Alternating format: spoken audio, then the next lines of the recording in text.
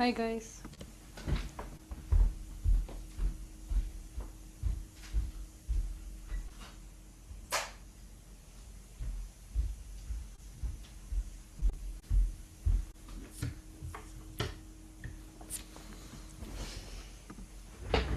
Hi guys.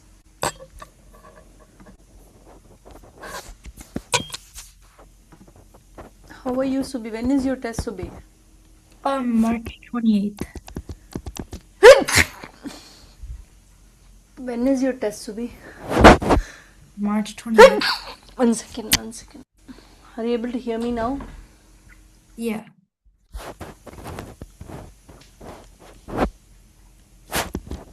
When is your test, ma'am? March 28th. They've already given the dates, huh? Yeah. Okay, have you started going through the logarithmic functions and stuff? Exponential functions? No, not yet.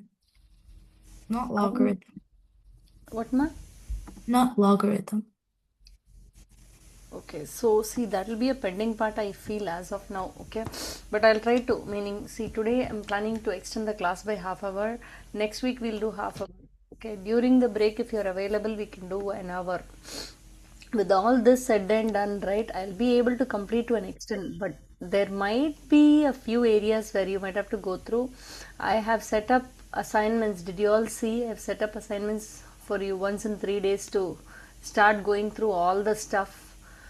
2 unit 2 3 4 5 6 7 8, those are the units that you have, so all that will come once in 3 days, so you can work it out. Some are really long. When you look at the page numbers, they are like 100 pages. It's not like 100 pages. There are only 65 questions or 70 questions when I look at it in detail. Okay, so please work through. Every unit has around 65 to 100 questions. If you can work through that, it would be good for you. Makes sense? Other than that, I've also posted a EOC mock test. Mock test is very detailed, covers most of the benchmark. Please don't waste taking it right away. Once you finish everything, take the mock test. Make sense? Okay. If you want more mock tests, I can give, but that is not needed provided you work with so many things. Any questions for me? But please start with logarithmic and exponential functions. Those are totally unrelated. Okay. You can just get going with logarithmic and exponential functions while we finish up the rest of it in parallel. Okay. Anything else? Anything else, ma? Any other questions related to CBE for me? Any other questions related to CBE to me? Okay, Avni, you also have the set date as 28? Yeah. Okay, okay, that's a lot. Okay. Akshada, you also have the set date as 28, huh? Yeah. Okay.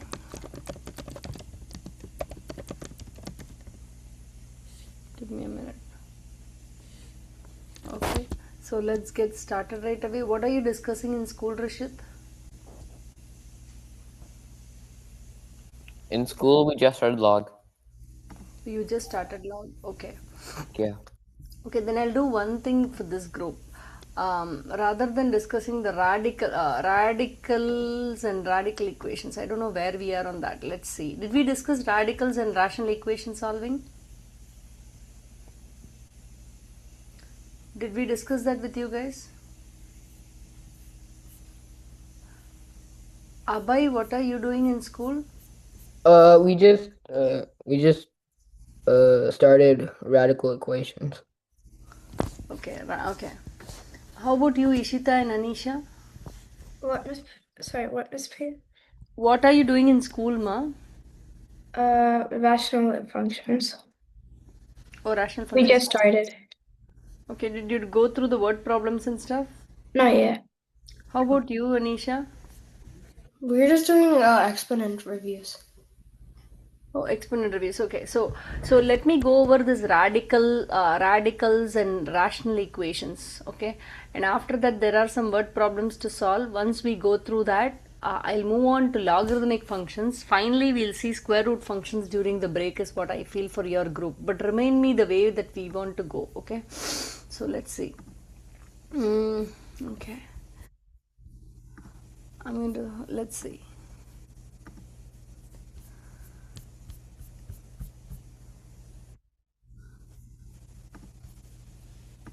Advait, you're taking the exam, is it? I don't know if we're doing the acceleration. I think we might do the summer school. Okay, that's what your dad said. Okay, that's good to know. Okay, now let's go ahead and try this one. We are going to revise exponents and solve radical equations as well. Rishit, did we cover rational equations and radical expression solving? I think, yeah. No, here in this class.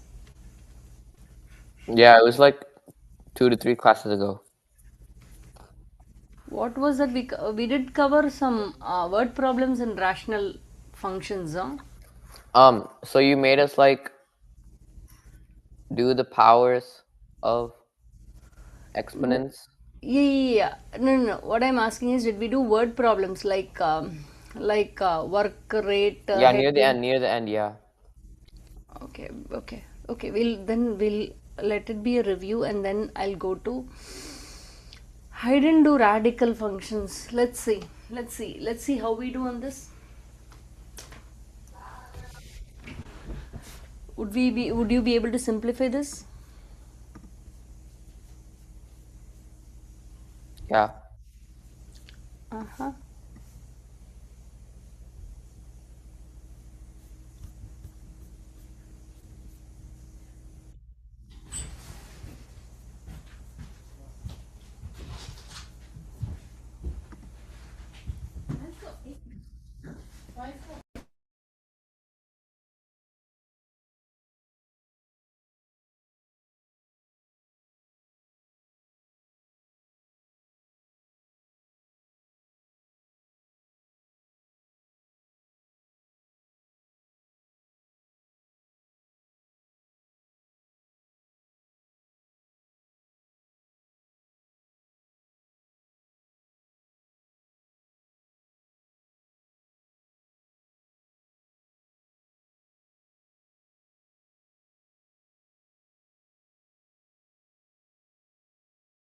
Is that right?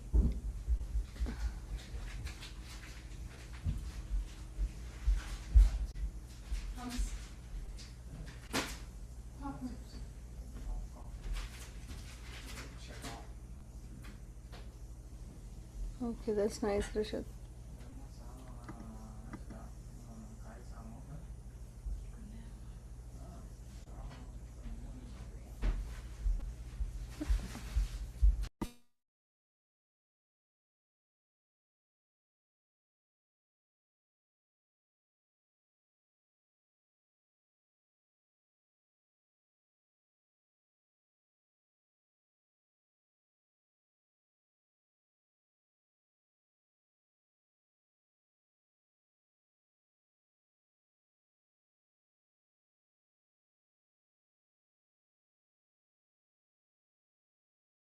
That doesn't seem right, Subi.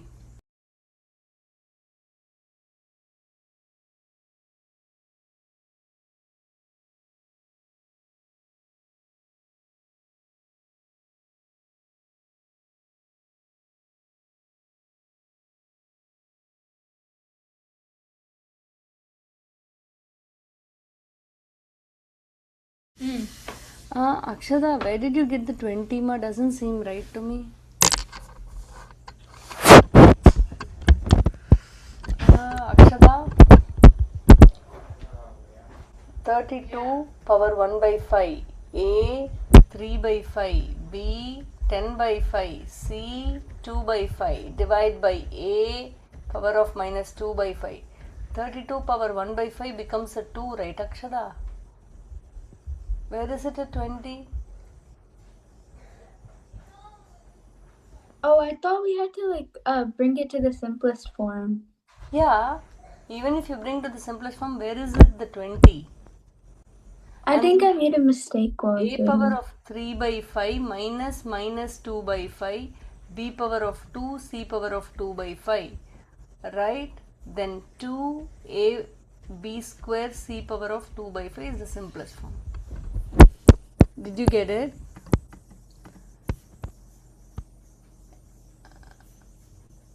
Shrikar, even if you log in from the phone, I want you to rename yourself, right, ma?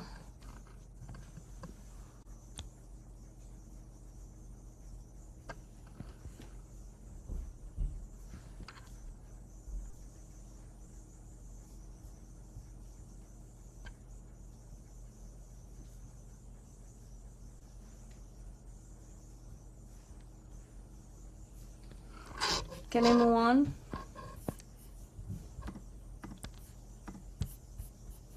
Let's try doing this.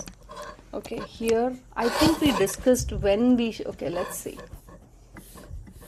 I'll give you with the choices this one, but I want you to understand why we are having that absolute value. Let's see.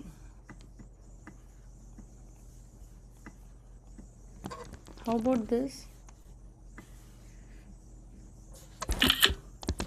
I'll try to go over 30 minutes for this class, guys. How about this? Radical expression is shown below. So here, can you go over this and tell me what is the answer for this one? Wait, Miss Priya, what did you say we had to go for how many minutes? 30. So until 7:30?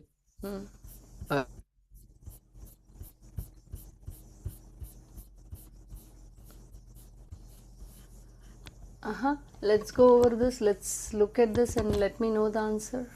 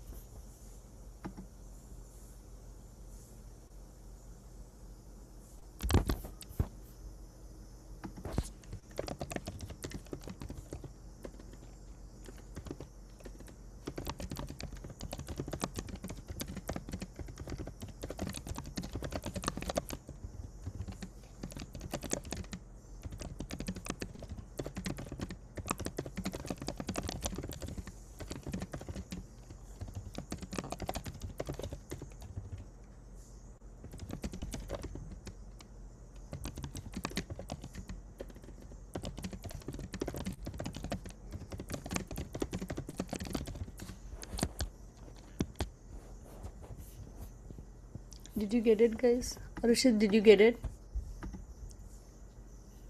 Yeah, I'm answering it. I just need a minute. Abhay, correct. Akshita, correct. Sure, ma, Ishita.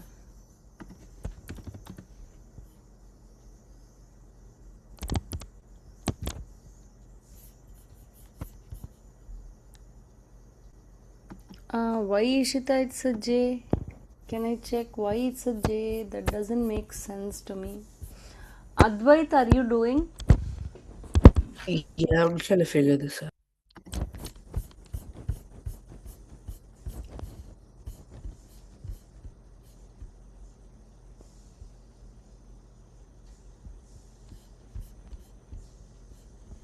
I'll solve one or two of rational exponents as well. We are just, I feel like we more of reviewing rather than learning. This one,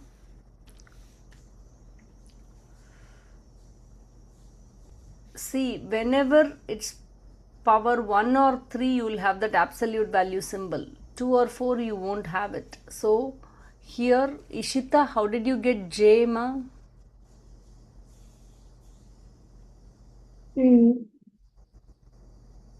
How did you I get did it? Uh-huh. 5/2 and 3, and then 8, and then I thought the square is 18. And Okay, let's see. 18 x power of 5, y power of 7. This two I combine. Z power of 11. So by 2 for everything. 1 by 2, 5 by 2, 7 by 2, 11 by 2. So what happens here? What is the square root of 18? 9 times 2 is 18, right?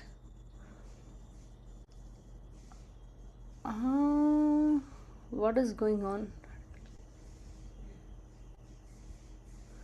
9 times 2 is 18. So basically it should be 3 root 2. Where is the root 2? Okay, let's see. 3 root 2 is what I'm getting, and then here xc, this one is written as 4 by 2 plus 1 by 2, right? So x square and then square root of x is there, right? Something feels so wrong to me. Y power of 3 and then square root of y is there, right? And then you have z, this one is 11 by 2. 11 by 2 is 10 by 2 plus 1 by 2. 10 by 2 is a 5 and then square root of z is there. So x square y cube z power of 10 by 2, right? It will be 11 by 2. 10. I think Okay. it should be. Sorry, 9 by 2. Yeah. Yep. So it will be 4. So basically x square y cube z power of 4, then square root of xyz will be there. So x square y cube x square, so this is here, this is here, both match. X square y cube z power of 4 square root of xyz matches.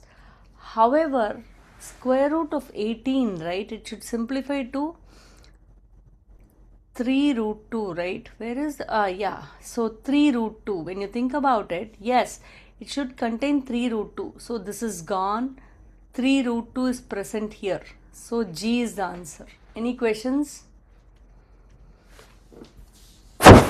Any questions? If you have any questions, you have to ask. Okay, how about this, guys? Let's quickly solve a rational equation. Would you be able to solve this rational equation?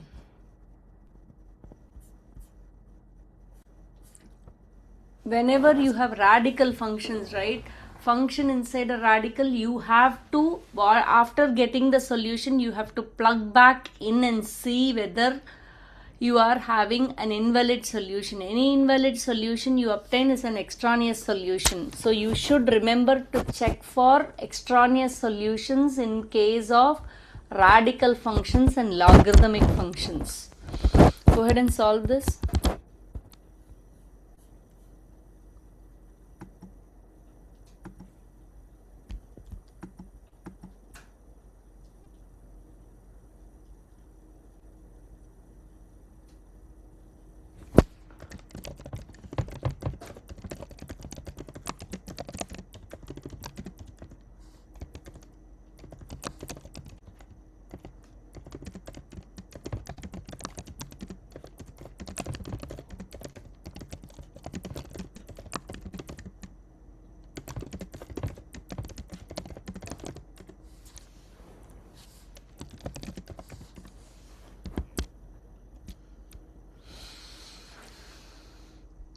So how do you solve this? Subtract 2, 3, x power of 1 by 4 whole power of 1 by 3 will be equal to 6. Now divide by 3. So x power of 1 by 12 will be equal to 2. Then you power 12 both sides. So what happens here? X will be equal to what? 4096. Yep. You all got that? Okay, let's move on. Hey, Shrikar, what are you doing in school, Shrikar?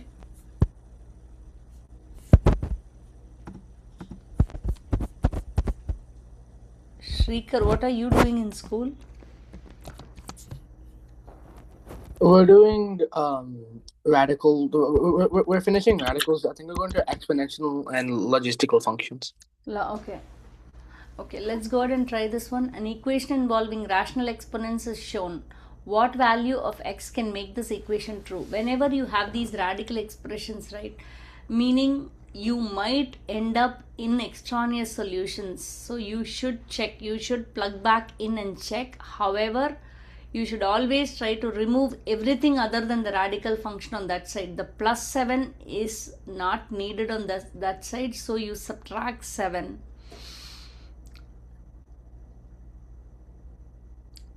excluding the radical function, nothing else should be present on that side. Then only you can square it or cube it or fourth power it or fifth power it based on whatever radical it is. This one I'll let you solve, guys. I'll really let you solve.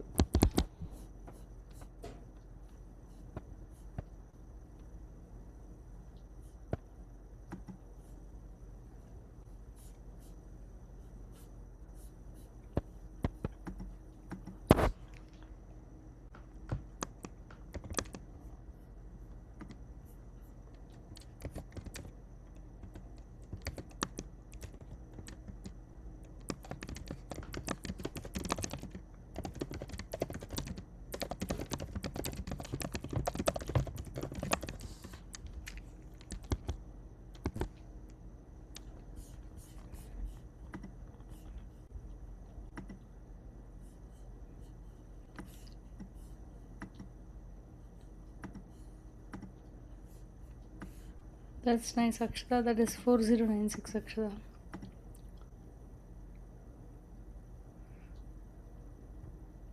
Avni, are you able to come along? Yeah, I just got my answer. Okay. Shrikar, that seems right to me. Rishiv, I'm waiting for your answer. Rishit, I'm waiting for your answer. Are you coming along, Rishit? Yeah, it's coming, but like I can't type the answer. It's not letting me. Why? I You don't were know. typing the answer till now, right? Yeah, something happened. Can you send the answer now? I sent you a message. Aha, is that right, Akshada? I doubt. It's letting me type it, but it's not letting me hit enter. Are you logging from an iPad? No.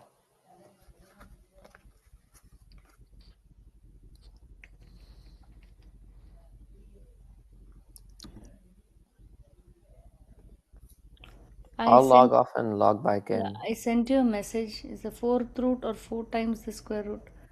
What do you mean by that? I was just like, it says 4 and then Oh, no, it's a no. It is clearly 4 times, ma. It is Okay, clearly okay. 4 times.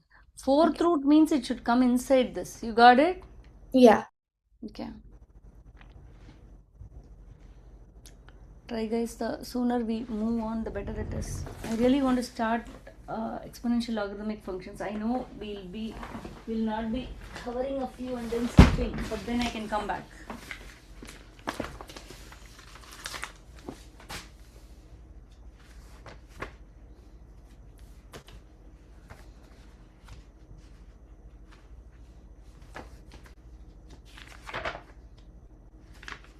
See, 10th, 11th module if I skip. Yeah, 11th module if I skip. Yeah, this is the 12th one.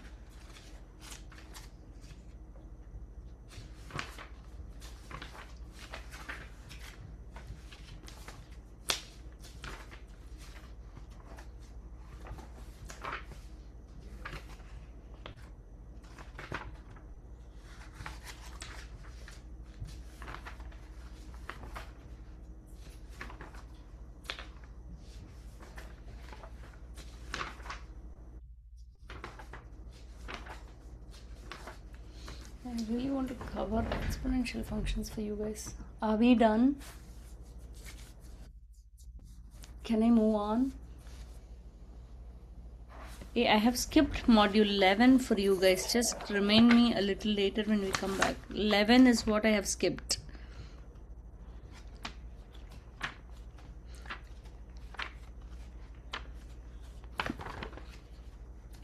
I've come to 12th.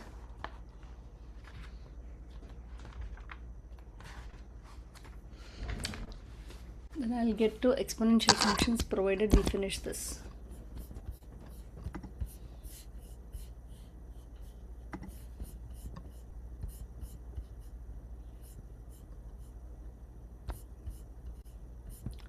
Rational equation solving with word problems is another major thing.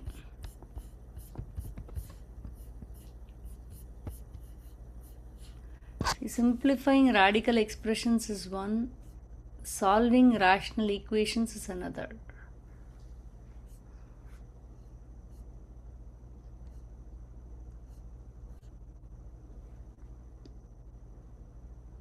Yeah, I want to know how do you solve this expression. Let's see.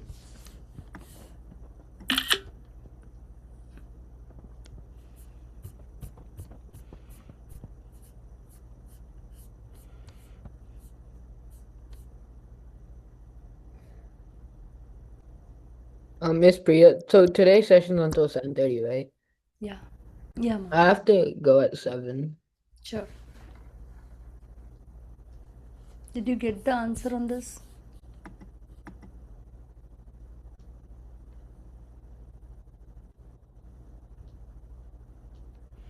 That doesn't make sense to me, Akshada, because see, is this, are you answering for this, Akshada? Yeah, it's for this answer. I'm this question. But 5 square root of 16 is not making sense. Square root of 16 is 4, right?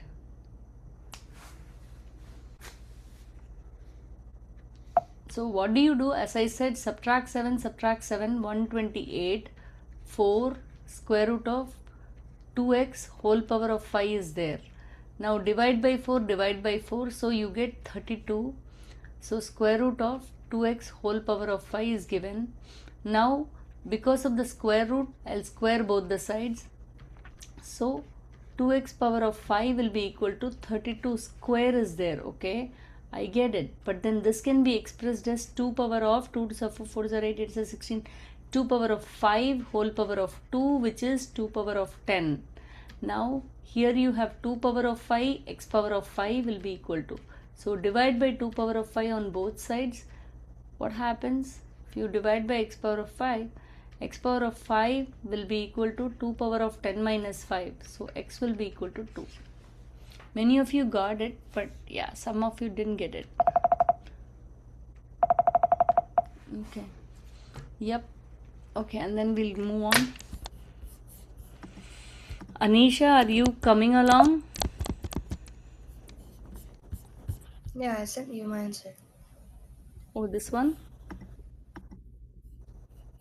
Krishiv, are you coming along? Yeah, I just didn't get this one. Okay, how about this one? Word problems can span like this. Let me show you some of them. Hold on. This is hard.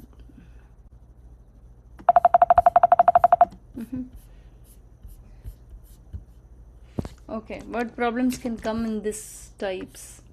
Same radicals, radical simplification and solving. What is going on, guys? How about this? Word problems can span like this. Surface area of a sphere in terms of its maximum volume V can be determined using the formula. The total surface area of a spherical container is 750. Total surface area is given 750 square centimeters. Approximate the maximum volume in cubic centimeters the spherical container would hold. Do you want to find out and tell me? It's just solving the rational equation, right?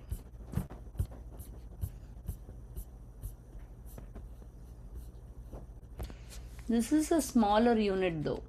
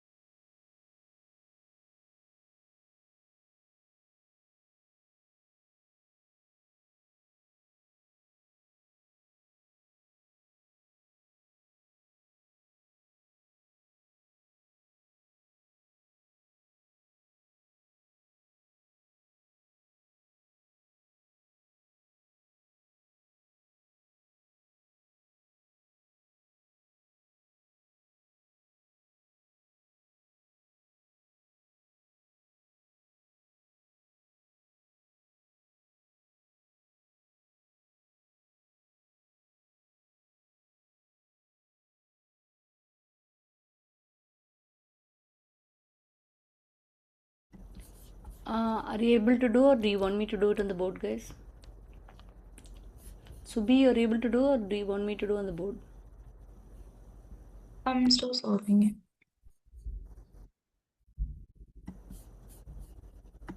Abhay, how about you? I'm solving. You can use a calculator on this one.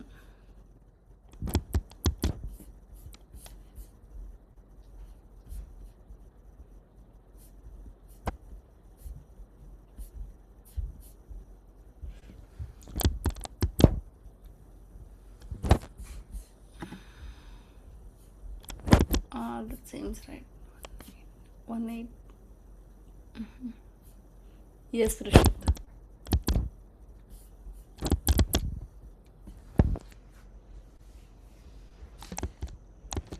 See, solving rational equations you can do by yourself.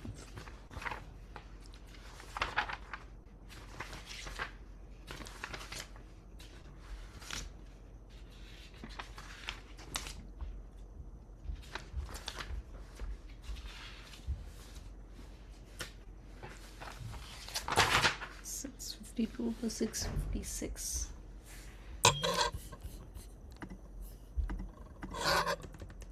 652 to 656 covers this. Then you can go ahead and do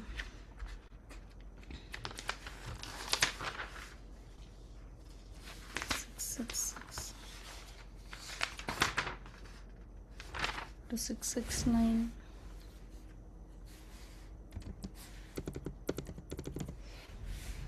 Okay, I'm dropping I'm giving only the homework and practice. Other than that, I'm skipping everything.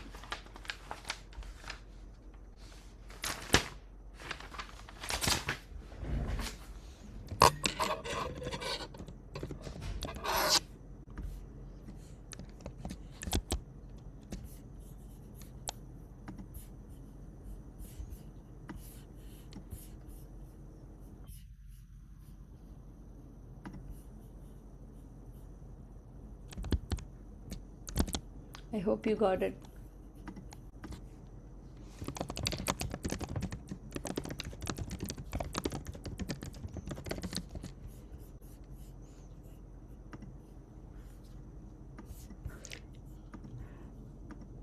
Advait, are you following, Advait, what we are doing? Yeah, I'm following. Okay.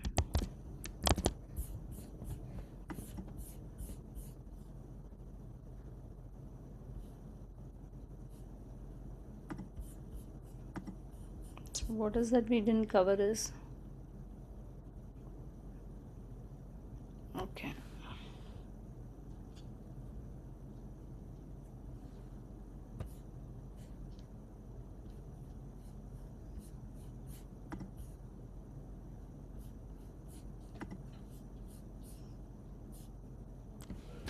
Mm-hmm.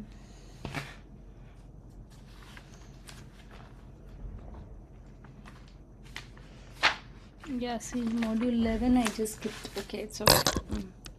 Are you able to do this? Yeah, I got a lot of answers. Avni, that's right, ma. Subi, that's right. I think we can move on. Anisha, that's right. Krishu, that's right. Shrikar, that's right. So let me move on. Abhay, did you get it?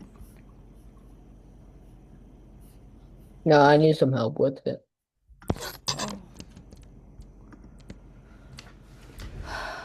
So Abhay, you have to ask Abhay, meaning if you didn't get it, you have to shout Yeah. out.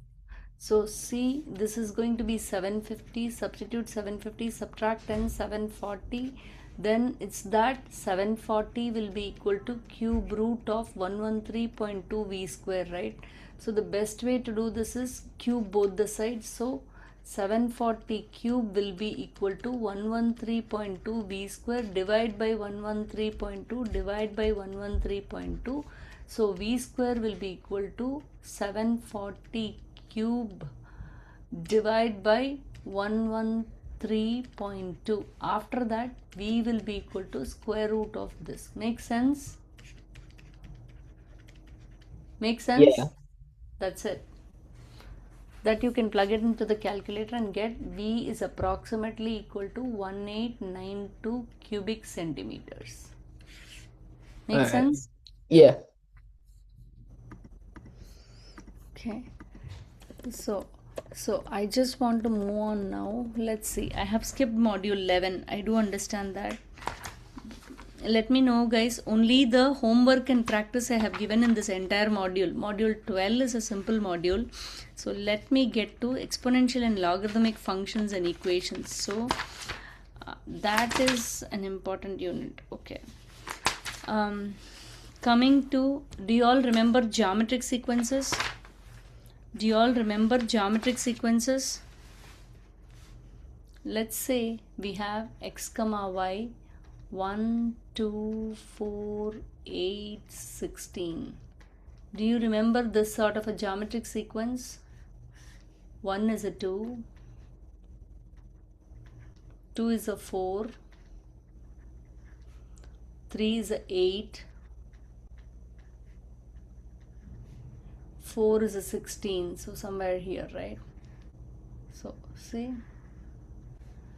So basically, when you think about it, geometric sequences, you have a common multiplier, right? It can be a fraction or it can be a real number. So let's say another sequence, a decreasing sequence, meaning it's going to go down.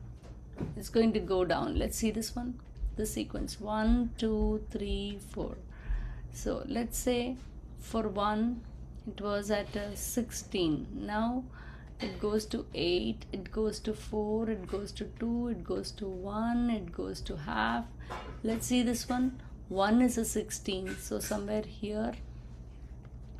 2 is a 8, somewhere here. 3 is a 4, somewhere here. 3 is a 4 and 4 is a 2. And then 5 is a 1, 6 is a half, you see. So what sort of a sequence is this? What sort of a sequence is this, anybody? So the red one corresponds to the red graph, right? So what type of a sequence is that? This is basically a geometric sequence where you have a common ratio. The common ratio in this geometric sequence is 2. And here we have the same geometric sequence, but then the common ratio, what is the common ratio in this? Half. So it's less than 1. So that's going to be what type of this? See, when geometric sequences are plotted into graphs, right, they become exponential functions. Okay, now this exponential function, the blue one, is an exponential decay function, meaning as x goes up, when we increase the x, right, y goes down. So these are called exponential functions, but this is exponential decay.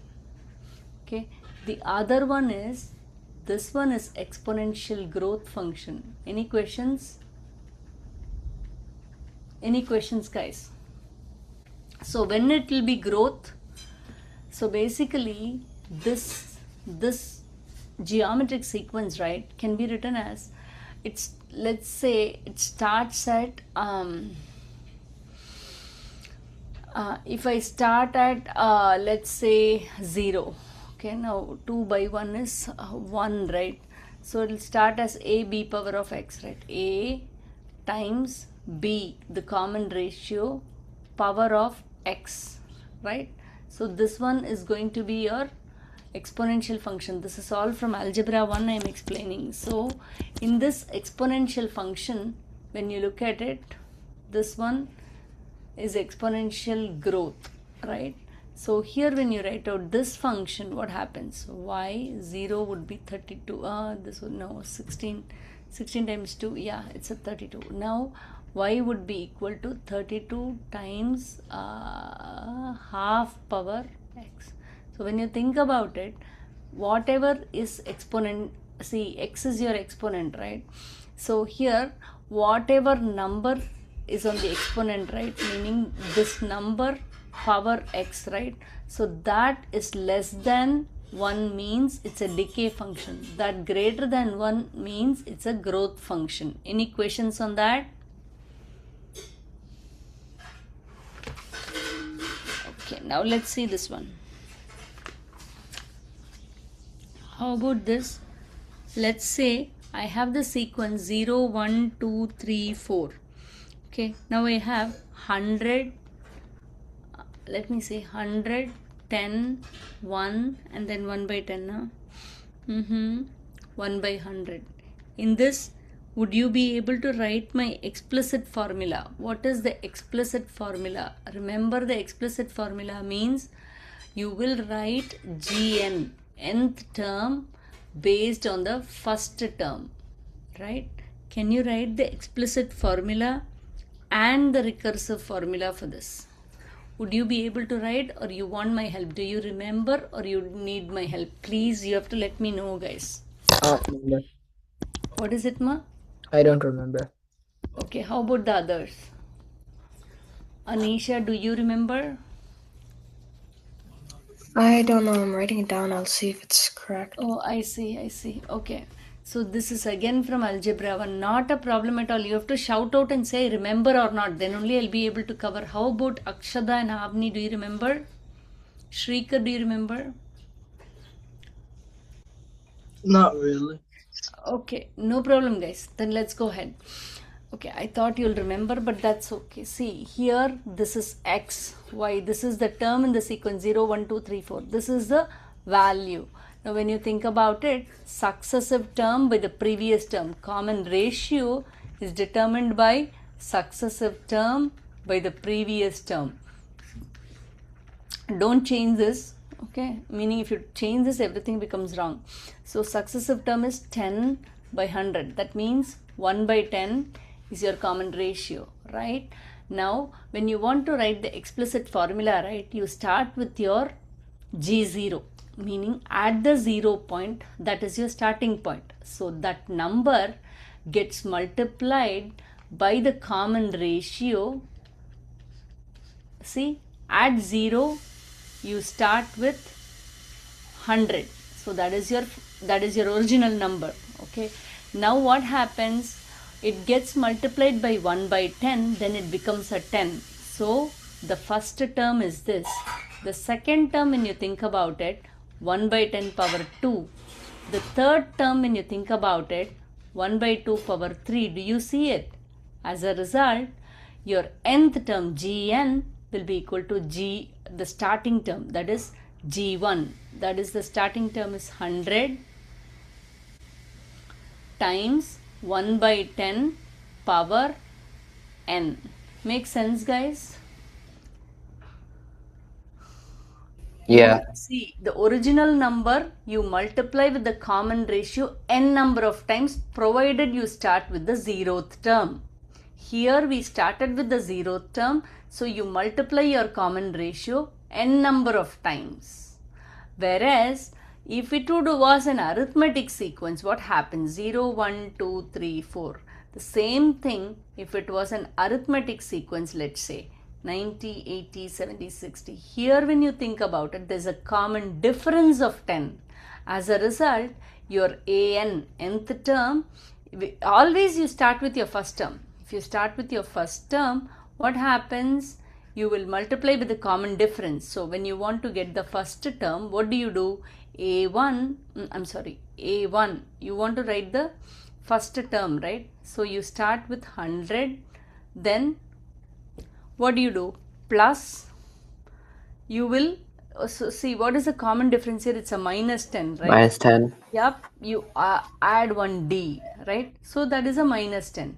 Suppose 2, you start with the 100 term, but how many d's will you subtract? If you 2D. want to get it to 2d, so it keeps on increasing, right? So similarly, if you want an, what would happen? 100 plus n times d. So this is arithmetic sequence explicit formula. This one, arithmetic sequences, when you plot it in a graph, right, they form lines. Okay, geometric sequences will have common ratios, and when you plot it in a graph, they form they form exponential functions. The exponential function, whatever you write, has a general formula a b power of x. So you can write it like this. Now a is your initial value at 0. Initial value when x will be 0. Now b power of x, this is your independent variable, this is your dependent variable. Any questions? So b is your common ratio. Any questions here? This is the meaning this one is the explicit formula. Okay, whereas if it's recursive formula, right, you always go from the nth term is given by the previous term times what? Previous term times what is the nth term? The previous term? Yeah, so see, I'm trying to get the recursive formula, meaning two consecutive terms. See, we had 0, 1, 2, 3, 4. We started with 100, then it became a 10, 10 by 10, 1, 1 by 10, like this it went, right? I'm asking, how do you find the recursive formula? Recursive formula means you find the nth term, but the previous term is given. You will find G2. You know G1. G1 you know. So what should you do to G1 to get G2? 1/10 of it. Yeah, multiply by the common ratio, that's all. So the recursive formula says nth term in a geometric sequence equal to the n minus 1th term times the common ratio. The explicit formula is a little different. What do you do? Gn, the nth term, you start with gn minus 1. However, you will multiply the common ratio power n. Makes sense? I'm sorry. This starts with g1 or g0. Let me consider g0 because we always do g0, right?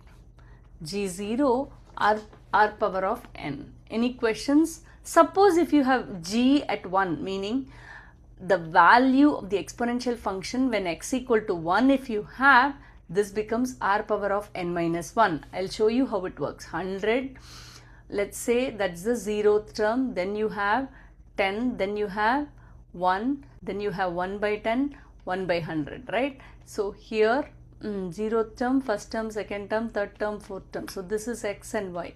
So when you look at it, right, you start with 0, okay? To get to the third term, how many common ratios will you multiply it with? 3 common ratios you will multiply it with.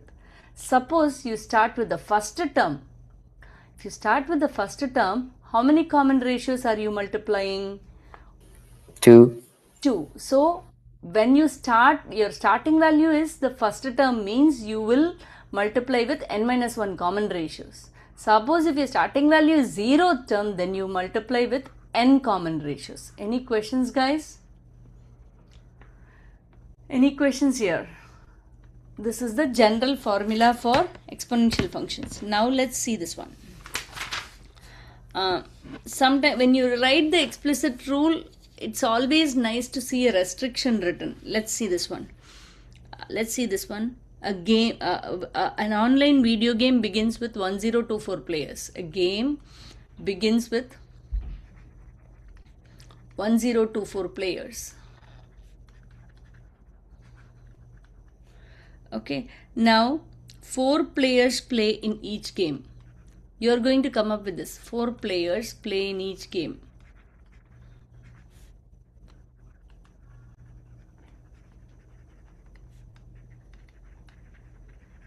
In each game, you have one winner.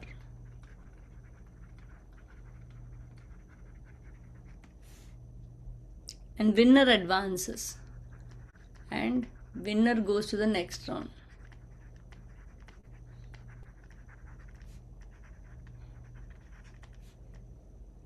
How many games will the winner play? How many games will the winner play? Can you try, guys?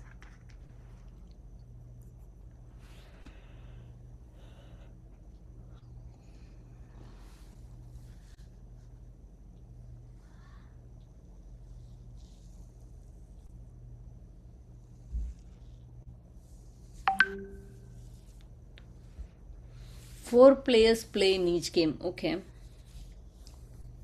So as the team advances, as the players advance, as the number of rounds advances, right, the next round has only 1 by 4 players. The next round will have only 1 by 4 of that. The next round will have only 1 by 4 of that. So you begin with 1024. So what happens?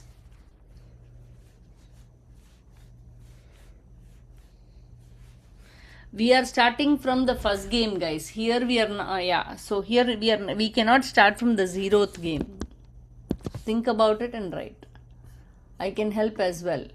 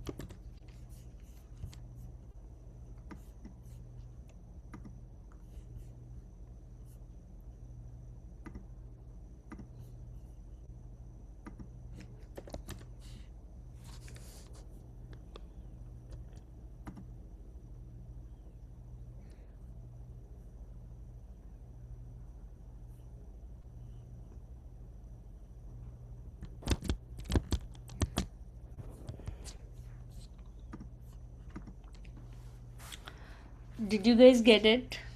How are you doing this? So let's write out the sequence. Okay, this is the game number. Okay, this is the number of players. So the first game is going to have 1024 players. Second game is going to have, it's going to be divided by 4, right? So 4 2s are 8, 9, 10, 4 5s are 20, 4 8s are, oh my god, what I'm doing. 1024 divided by 4, 4 2s are 8. It's 256. Yeah. And then 3 is going to be divided by 4 again. Again, 4th, it's going to be not 81, 4. What is going on with me? 4, 64. 64. Divide by 4, 16. Fifth game is going to be 4.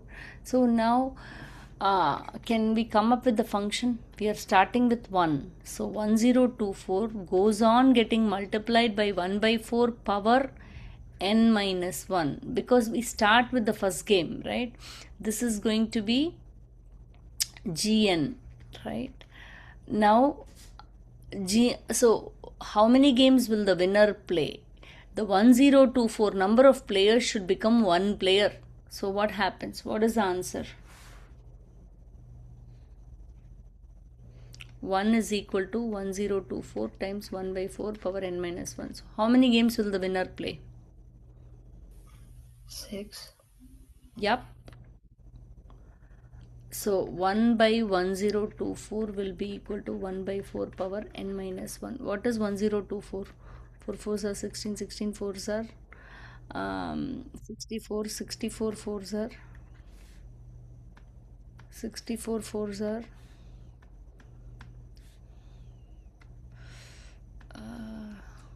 did I admit Arush? Okay. 2, okay, 4 16, 1 6 25, 254, 256, then 4s are 6 4s are 20, 4s are 20, 22, 2 4s are 8 9 10. So basically 4 4s are 16, 16 4s are 64, 64 4s are 256, another 4. So what happens here? 1 by 4. So I can write it out as 1 by 4 power 5. 5 equal to n minus 1, n is equal to 6. 6 games should be played for the winner to play the game. Can I move on? Can I move on, guys? Yeah. Okay. Sometimes when we are writing the in geometric sequences, right? Arush, we are discussing geometric sequences and exponential functions, Arush. Okay, I can't turn on my camera because I'm in the car right now. That's okay. Okay. So now I'm sorry, I think I meaning I did not tell the time, and yeah, I did not confirm the time when your mom sent. That was the problem. Okay, now let's go ahead and try this one. Okay, here I would like, we are discussing exponential functions particularly, but exponential functions stems from where? The starting point is geometric sequences. Geometric sequences have common ratios. The common, depending on the common ratio, it can be exponential growth or decay, was what we started with. Now we have started doing some word problems associated with it. How about this? Okay. Um, it is a single elimination tournament. It is a single elimination tournament.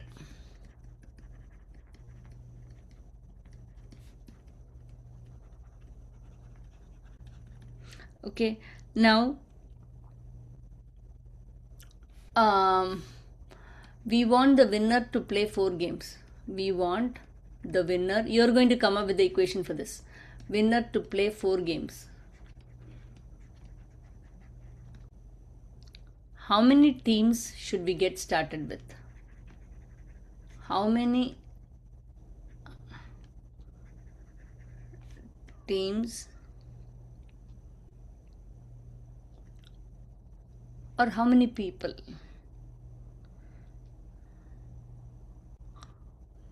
Okay, it's a single elimination. What tournament can it be? Badminton tournament. Is that okay? Badminton tournament. We want the winner to play 4 games. How many individuals should we get started with? Individuals should we get started with?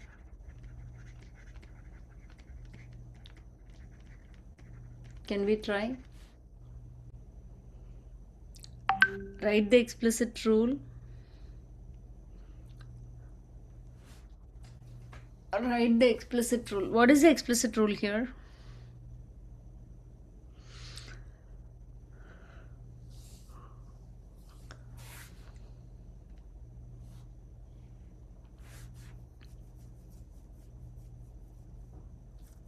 We want the winner to play 4 games.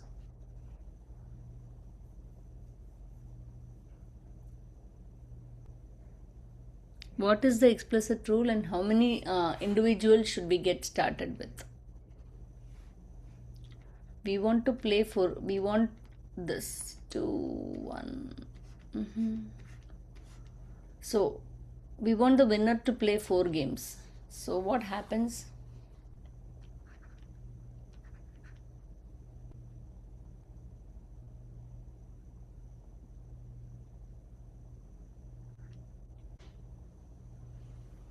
We want the, so what happens here? We don't want to write the sequence as it is. It is a simple problem, but write out the explicit sequence first. Explicit formula first. Explicit rule. Do you want to write the explicit rule first?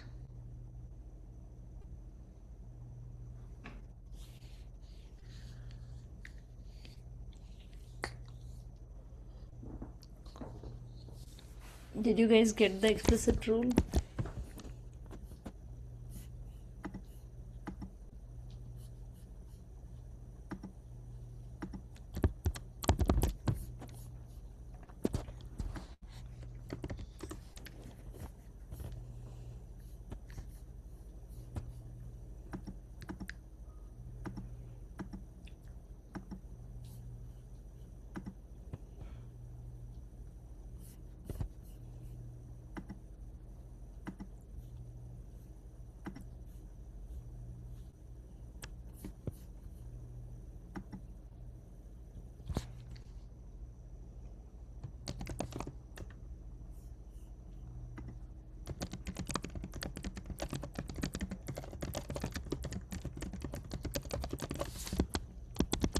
Are you able to do it, guys? I'm waiting to understand whether you understood. Otherwise, you can ask, right? I will do it on the board. Arush, that seems right. Shrikar. Shrikar, is it 5? Oh, yeah, Krish, that's right.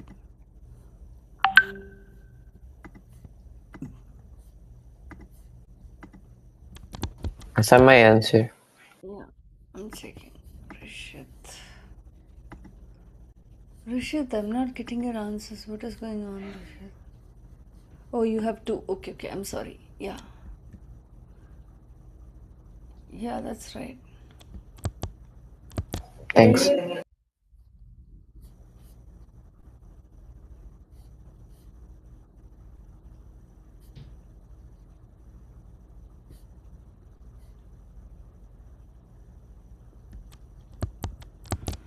Okay. Yeah. So that's going to be the explicit rule is going to be you start with 16 half power of n because it's going to be single elimination. It's going to be 2 per team, right? Yup. You're going to start with 16 individuals. So this is just a review of again arithmetic. Here, okay. Here I forgot to say something. Whenever you write the explicit rule, right, in geometric sequences, usually you write out a restriction.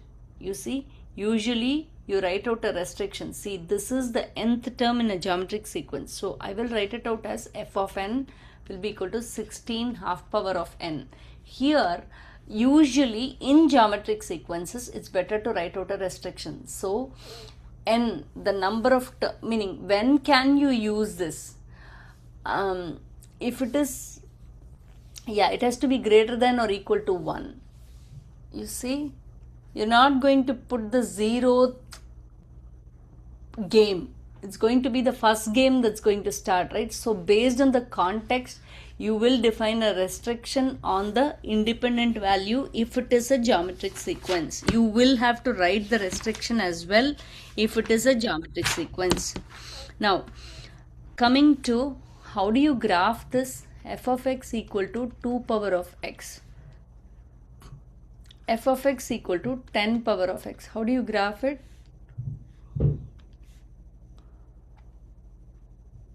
Do you know how to graph it, guys, or do you want me to show 10 you? to the power of x. Yeah. So, wait, can you create a table if you don't mind? Yep. So, for x, you plug in an exponent. You can choose pretty much any numbers. Yeah. Yep. And then you have to plug it into the exponent. Yeah. So you'll plug x value into this. So it'll be 1 by 8, 1 by 2, 1. Avyukt, your class starts at 6:30 today, ma. Miss Priya, Yeah, ma. You want can to I leave? leave? Yes, ma. Thank you. Have a good. Sure, ma. -1 is half, 0 is 1, 1 is 2, and then 4 is 16. So, do you see any questions here? So 2 power of x. Why this is called an exponential function? X, the variable, is an exponent. Yes, Avyukt, go ahead. Miss Priya, I'm confused. It's 7 right now. What do you mean 6:30? Oh, sorry. It is 7 right now for you, right? It starts at 7:30, ma. Oh, okay. Okay, just for today, I had posted in the group. Miss Priya, I gotta go now. Yes, Abhay, you can go. So now coming to 10 power of x, right? Let's do the same values so we understand the relationship here. Let's do the same values. -3, -1, 0, 1, 4. What happens here? 10 power of x means 1 by 1000. This will be 1 by 10. 1. Do you see this? And then let's do the same thing. 10. 10 power of 4 is like this. Now when I plot this, -10 is even, -3 is even lower than this, you see. It's even lower than this. -1 is 1 by 10. There it was half. 1 by 10 is even lower than that. But then it comes here, and after that, 1 is a 10. Here 1 was a 2, 1 is a 10. Do you see how steep it goes? 2 is like this. So what is the difference between 2 power of x and 10 power of x? Do you want to summarize, Avni? What is the difference between these? 10 power of x is more steep than 2 power of x. Yep. So as and when, see, this function means 2 times 2 times 2 times 2 goes on growing. This goes like 10 times 10 times 10. When you multiply a number by 10, automatically the value keeps on growing much large at a much larger rate than multiplying by 2. So exponential functions, when the base is smaller, it tends to grow at a less steeper rate, at a less steeper rate. Whereas when the base is going to be larger, then it is very steep and it grows drastically or decays drastically. It depends. So now Miss Priya, I have to let's leave. yeah. Yes, Krish, you can. Now, coming to 2 power of x, 10 power of x. There is something in mathematics called e power of x. Have you heard about it? My teacher went over it for like a minute. So what is that e? He didn't say what it was. He just like used it in a graph as a variable. Okay. Like So he didn't really specify about it. so if he used it in a graph means, did he type that e in the calculator as is? No, he just like went up to the whiteboard and started drawing a graph. Drawing the graph for e power of x, huh? Yeah. Okay. So right now this okay, let me go ahead and give you a gist on that. Okay, so we learnt about 2 power of x, we learnt about 10 power of x. We are talking about exponential functions. Okay, so you really need to understand the differences between this. Next, I'm going to go to a function e power of x. Looking at it, it looks scary, but honestly it's not scary. E refers to 2.718 and it goes on. Basically, in mathematics, E is called the Euler's number because of the mathematician that came up with it. Okay, this Euler's number has been found to have the value 2 points. It's an irrational number, so it keeps repeating, it keeps on growing, it keeps on the decimal, the digits after the decimal point goes on and on and on. It's an irrational number. Okay, so if you are very sure, meaning if you are very clear about this, you should not be afraid when you see this. Basically, this is 2 power of x, this is 10 power of x, this is e power of x, which refers to 2.718. Suppose if my graph for 2 power of x like this is like this, suppose if my graph for 10 power of x is, 10 power of x is like this, how should e power of x be? It should be like a little steeper than 2, but like still less steep than 10. So it should be between, right? Yeah. That's it. So when you plot the graph, this is taken as 2.718. But please don't type 2.718 into the calculator, okay? Because it's an irrational number. Missing these digits will make a mess with your calculator. So you'll have to type it as e power of x only, so that the calculator can take the entire number. So 2 power of x, 10 power of x, e power of x.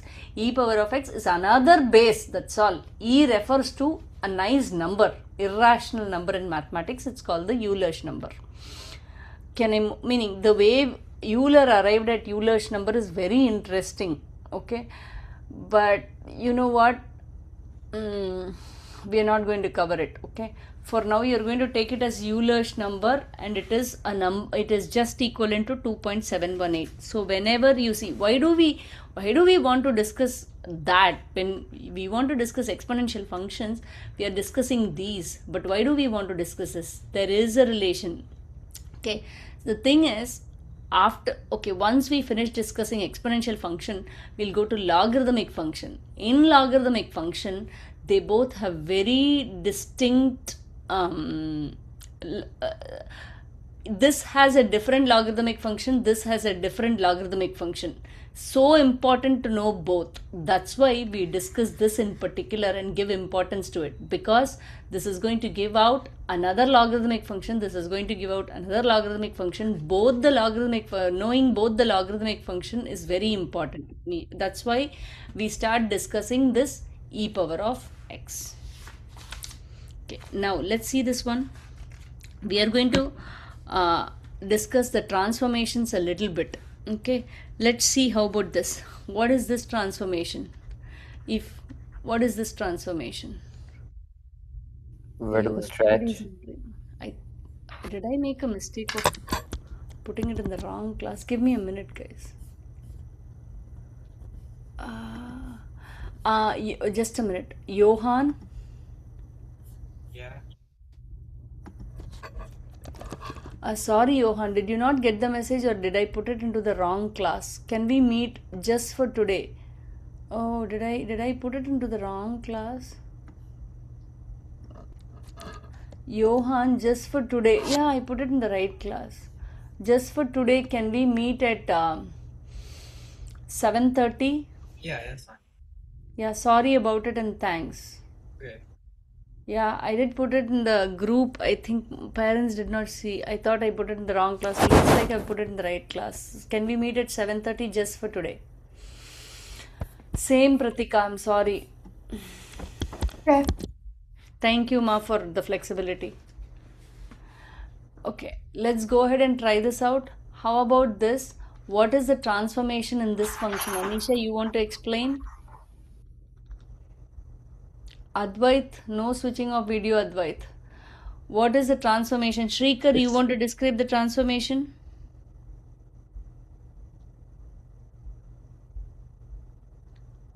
Or Arush, you can describe the transformation as well. What is the transformation of this function?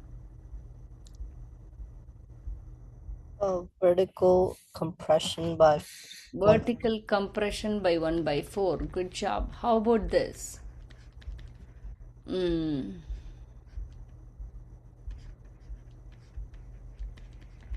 How about this? What is this? Avni, you want to say? What is this you want to say? It's a shift up by 3 and a vertical stretch by 4. Good job. So how about this? How about f of x equal to 2 power of x minus 3? What does it mean? It's shifted to the right by 3. Good. Shift right by 3, because x is always a peculiar one. If it's a minus, then it shifts right by 3. So how about this? Let's say 10 power of x plus 4. What happens here? It's a vertical stretch by vertical 5. stretch. Where vertical stretch is happening? No, because it's a 10 instead of a 2. Oh, wait, isn't that only outside the parentheses? Okay, so you made it like that, is it? Meaning you made it, yeah, I see where you're going. So you made it like this, is it? I agree. Yeah. So, okay. What did you do, Rishit? 10 power of No, x? so like the original parent equation is 2 to the power of x, right? Yeah. So then I just like got it. So I just derived the 10 from there, saying it was a vertical stretch. This is 2 power of x, so 2 turned to a 10. No, that's not how it changes to a vertical shift, right? You know what I did was, since when I gave this, right, you immediately said vertical shift. You know why I thought you said vertical shift? This can be written as 10 power of x times 10 power of 4. So you see, that is why I thought you were telling it's a vertical shift, which was right. I needed to accept it. But then, not because 2 power of x changes to 10 power of x, it doesn't become, meaning 2 power of x, the base is completely different. Okay, the starting point is different. It starts with a 10 here, it starts with a 2. So, 2 cannot become a 10. There is no relationship between this exponential function and this exponential function. However, I just wanted to describe what is the transformation. Oh, okay. Since it can be written like this, I had to accept that it is correct. Okay. Makes sense. Yeah. Now let's go ahead and try this one. I want to give some, but easy ones are not needed. Let's see.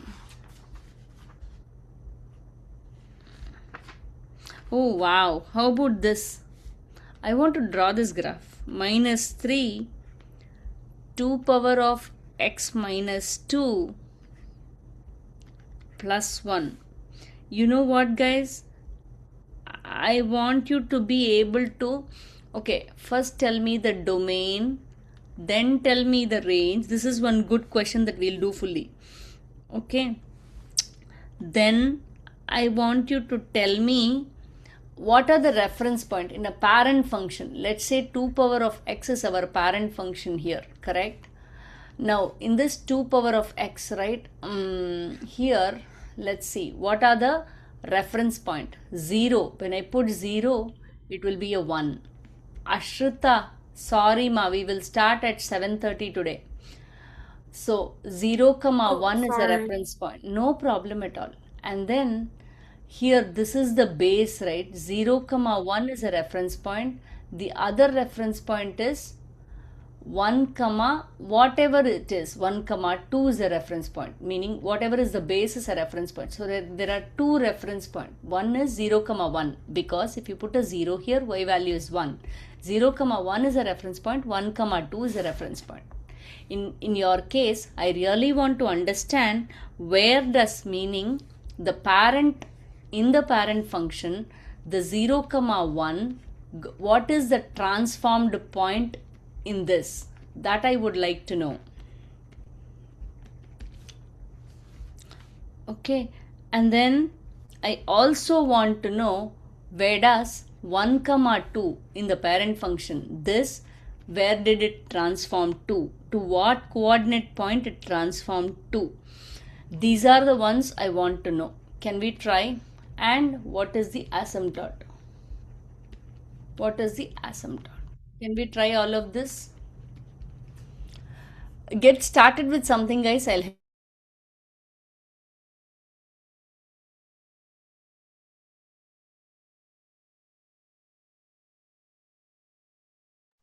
Does it say -3 in the Yes, function? it says -3. Okay. Hey Jaya Venkata Nagasai, we start just for today at 7:30. Okay, ma'am. Okay, I did send out a message. I think it was a little late. I'm sorry about it, but we'll meet in 15 minutes. Come back in 15 minutes, please. Okay. Okay, thank you.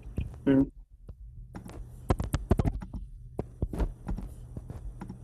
You want to get started or you want me to get started, guys?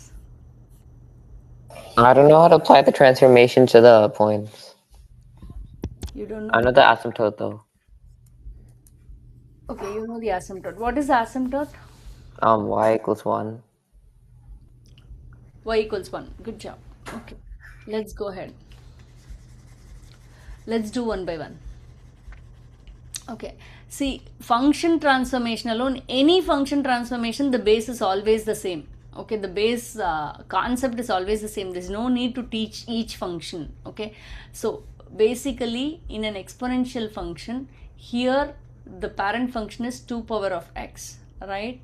Now what are the transformations? First, before I write out the domain and range, I need to plot the graph. Without the graph I cannot say the domain and range for me.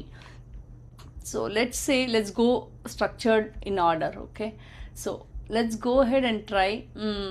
First write out the verbal description. Verbally, what are the transformations? There is a reflection on what axis?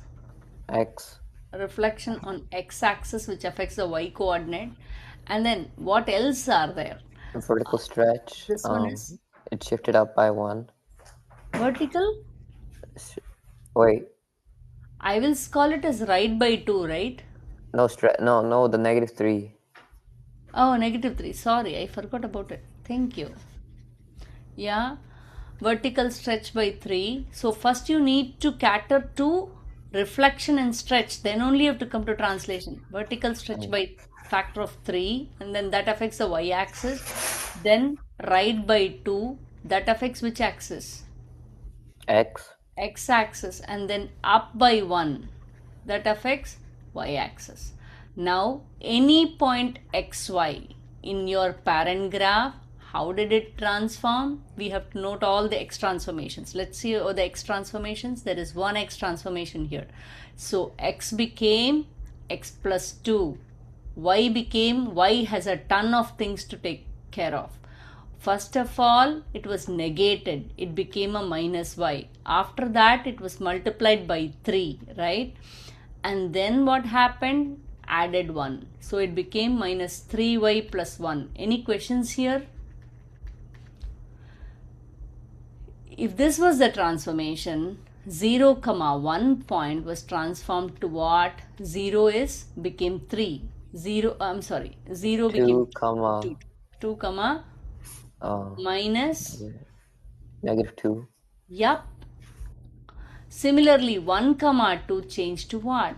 1, 2 changed to 3, minus 5. Any questions, guys? So, let me go ahead and plot the graph. Okay. 0, 1 became, that 0, 1 became 2, minus 2. Is it so? 2, minus 2. It came here. Then what happened? See, but the asymptote is a plus 1. Asymptote is, I see. Because, yeah. Asymptote is a plus 1. So, asymptote is this. So, and then 3, minus 5. 3, minus 5.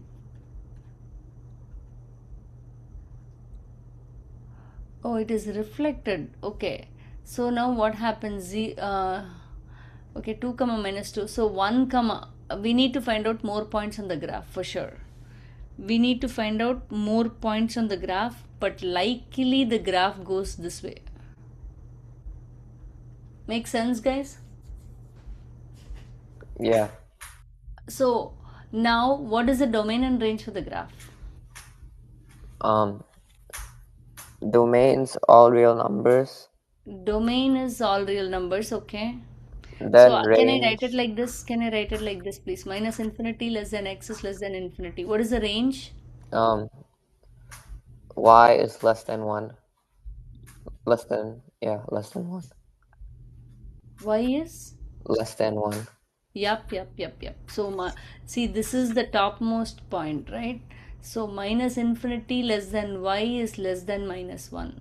Makes sense? No, just 1, not negative 1. Sorry. Makes sense? Yeah. Any questions? No. So I did solve only one problem, but this is the way to work on transformations and get the transformed points. Okay. Now, what are the transformations here? You just list out the transformation. If you're able to list out the transformation, I'm pretty sure you can handle it by yourself. How about this? What are the transformations in here? I would like somebody else to try, please, this time. If it's okay, Rishabh. Go ahead. Shrikar, you want to try?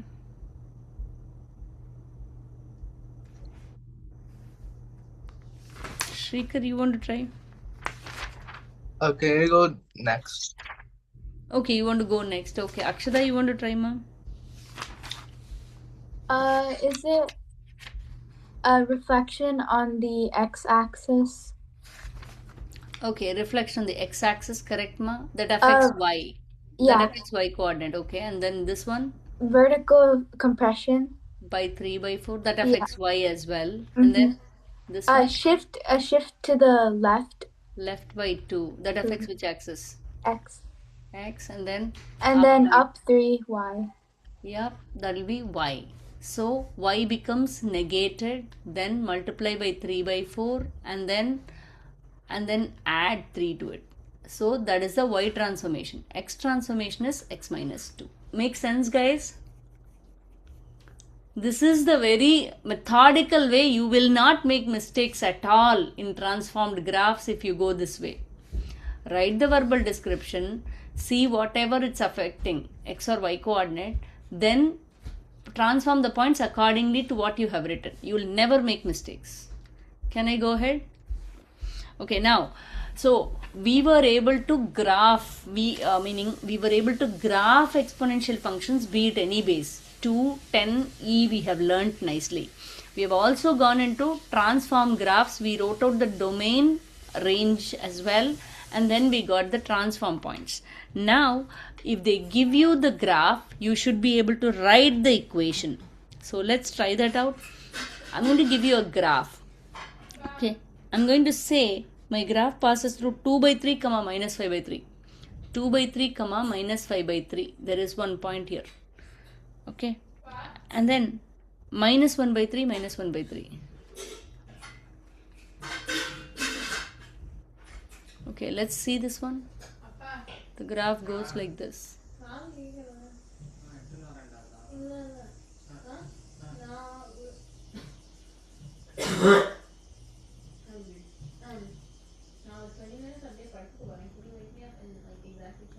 Y equal to 1.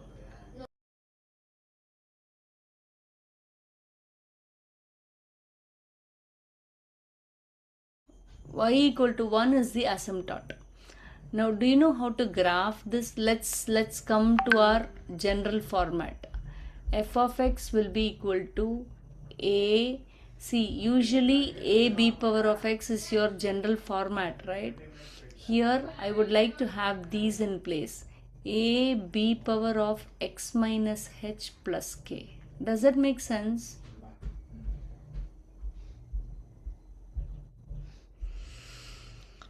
Does that make sense? So this will be the format in which you will be writing exponential functions. So usually we have always written f of x equal to a b power of x. Okay.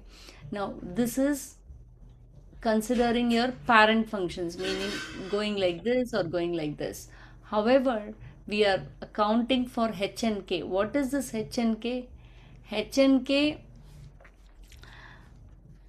is the horizontal shift. H is your horizontal shift, K is your vertical shift. When H is positive, the graph shifted to the right. When H is negative, graph shifted to the left. When K is positive, graph shifted up.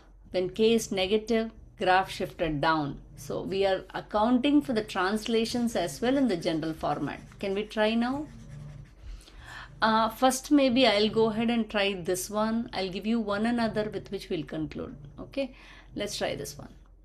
So here you have, first of all, I need to iron out the h comma k. Okay, here h comma k is which one? Let's see.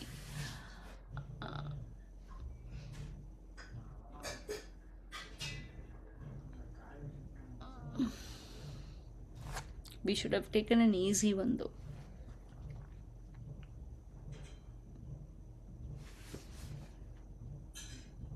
Is my answer correct?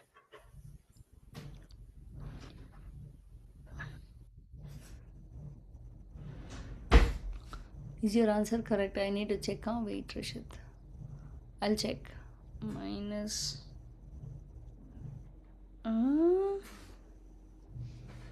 Rishit, for this one, did you answer? Yeah.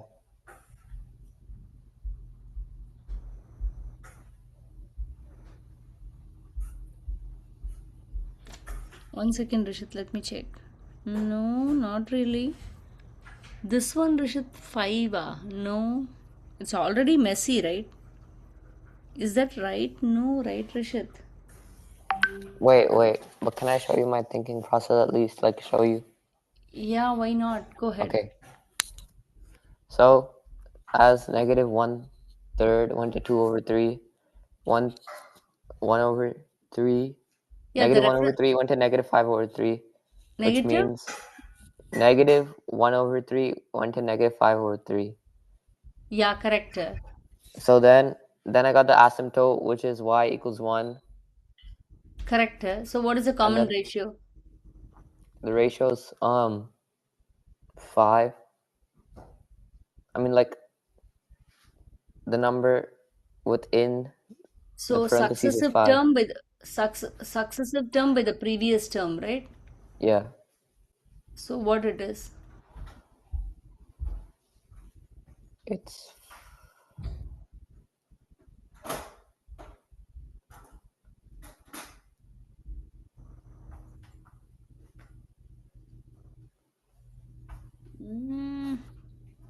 Something feels so wrong to me. Or the book answer is incorrect.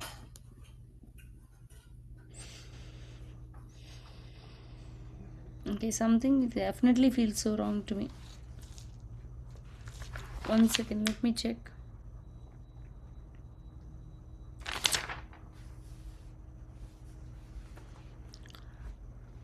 Okay. Okay, let me go ahead and indicate the basis as well. If I give you the basis, is it becoming easier? Let's see. If I give you the base as 2, what happens? The b value, you can take it as 2. In that case, what happens? What is h comma k here?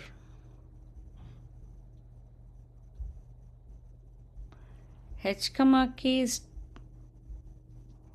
what is the first reference point here?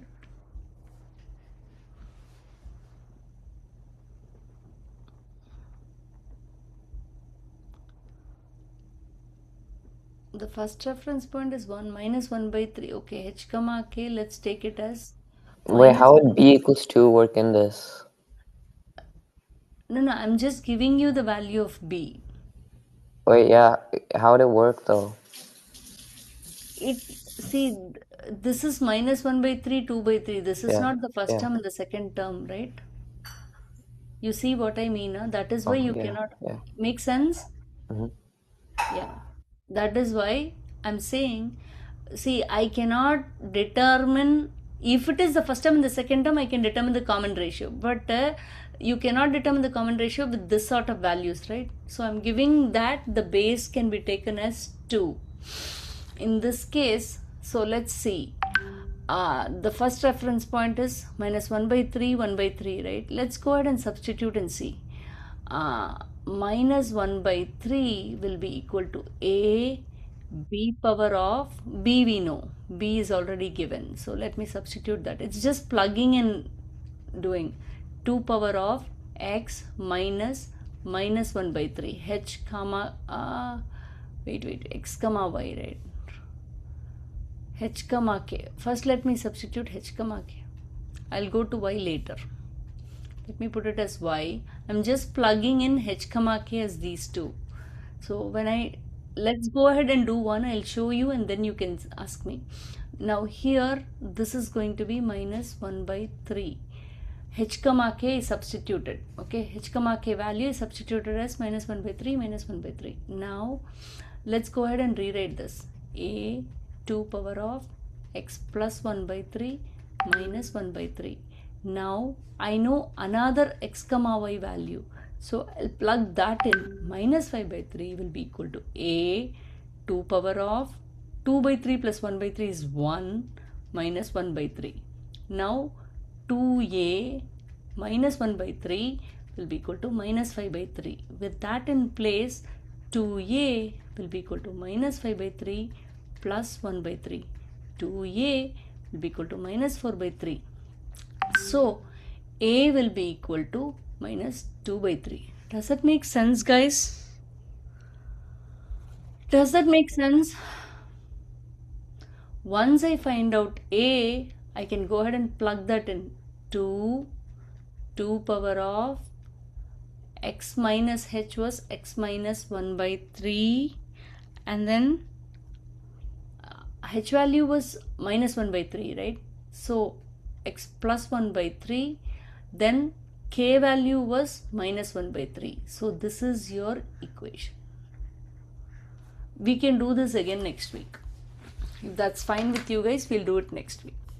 Can we stop here? We don't, meaning given a graph, I would want you to be able to write out the functions. That we'll do it next week in exponential functions. Make sense? Yeah. I'll continue with exponential functions and get to logarithmic functions if possible next week. Okay. Any questions for me? Any questions? But there's a lot to work on, guys. Even during the break, if you're appearing for CBA, I would want you to work through the problems properly. Okay. Yeah, if you don't have any questions, we'll see you all next week. Okay, thank you. Bye. Okay, guys, bye. Thank you. Bye, Miss Bye. Priya. Bye, Thank you. guys. Priya. Bye, guys.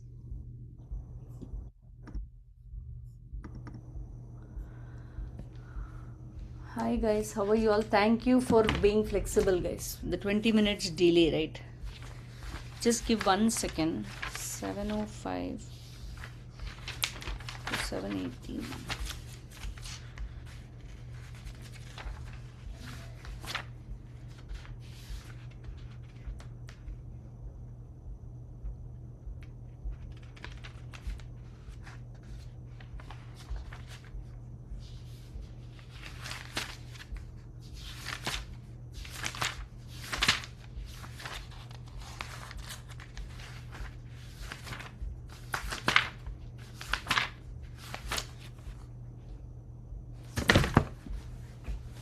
One second, guys.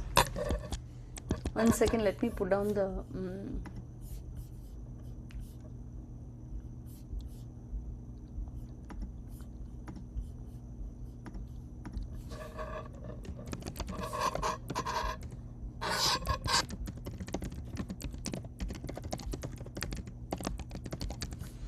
Okay, let's move on.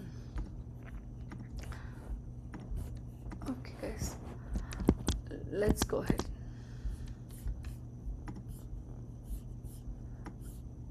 Who's hi Jaya? I would like you to have your video on the. Okay, ma'am. When is your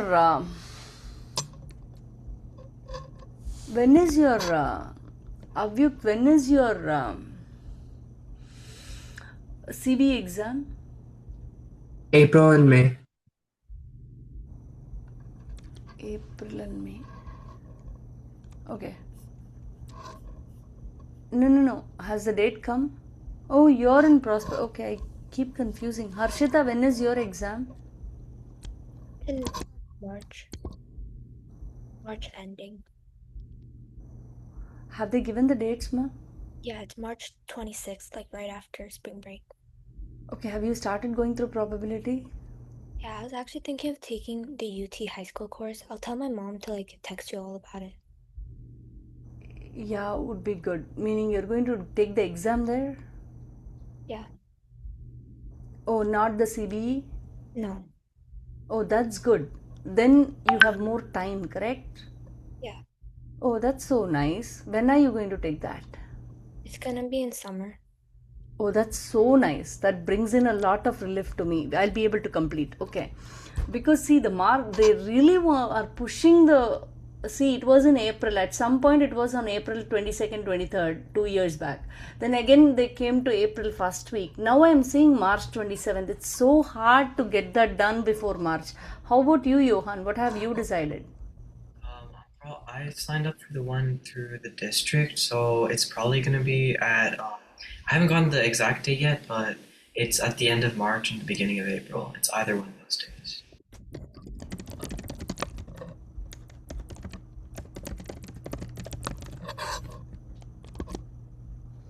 Okay, I see.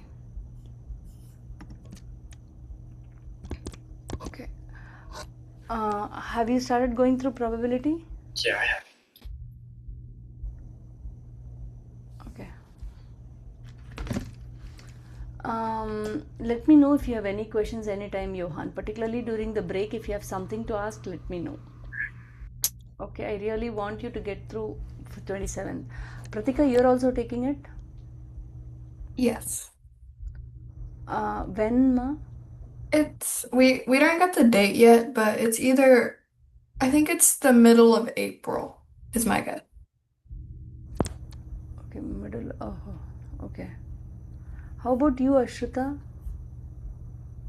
I'm pretty sure I'm taking it at the end of April and like first or second week in May. Oh, you're in Prospera. Mm-hmm.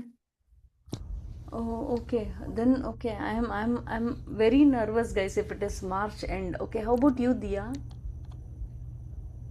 I think mine is towards like the beginning of like May, towards like the end, like anytime in May, like towards the end of school year. Oh, that's so nice. Which ISD do you go to? Oh, I go to Prosper ISD. Okay, that's good. Okay. I feel so relieved. So many of you in Prosper, and Harshita is going to take it to through UT High School is very good. Okay, that's good to know. Okay, but Johan, you're going to go through probability to come back with questions, right? Yeah. Yeah, I'll make sure I do 3D geometry and circles somehow. Make sense? But probability there'll be a lot of questions, okay? I shared a PDF with you, right, Johan? Yeah, I already had that in my computer. Yeah, that is something I wanted to go through. Meaning, I'll also share the material that I do in class. Whatever I do in class is less compared to that PDF I shared with you. You got it? So, what you need to go through is that PDF. The one that I do in class is just a revision for you. Make sense? Yeah. Yep. Particularly probability unit, they'll have a lot of questions, and you can feel free to ask me anything that you need. Make sense? Yeah.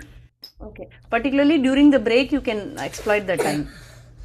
Okay. Now, 3D solids, right, guys? 5, 6, 7.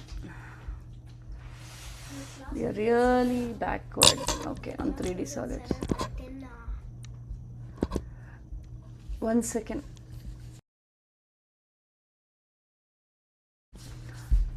Okay, let's go to 3D solids. What have we covered?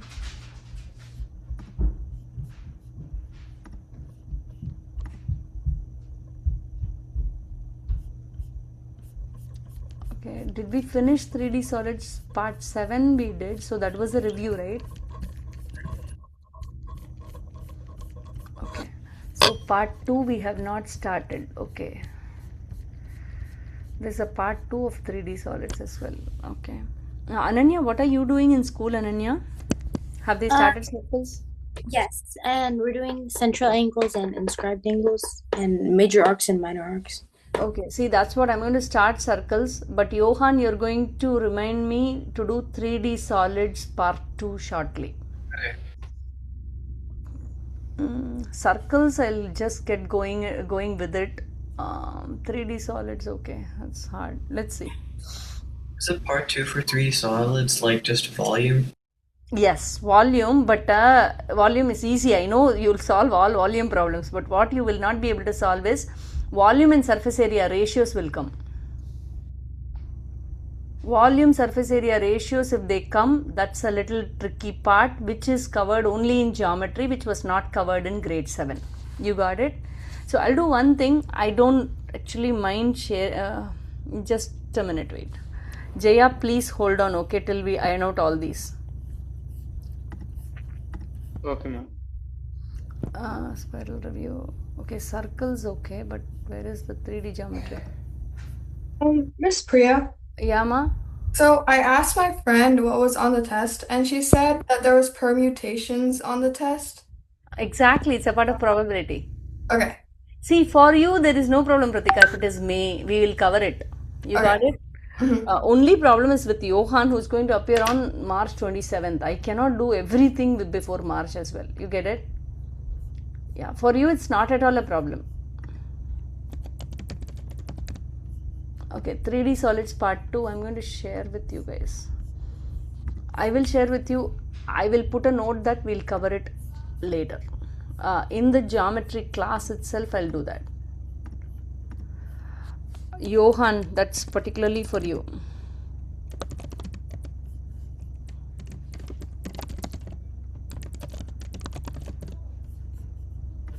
Johan, I'm just sharing it with you first, okay?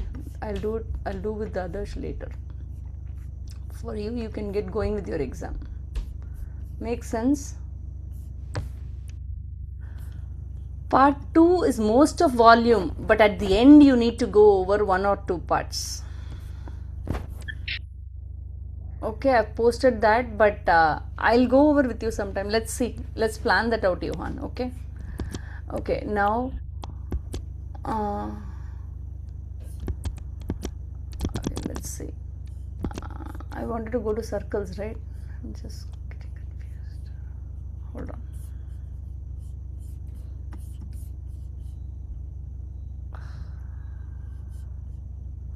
Jaya, what are you covering in school now? Circles, ma'am. Oh, circles. Okay, that's good to know. Solids part 1, probability part.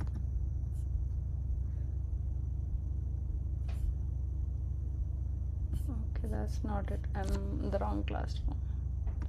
Geometry Friday. Geometry Friday doesn't work. Okay, let's go here. Okay, coming to circles, right? Let's see this one.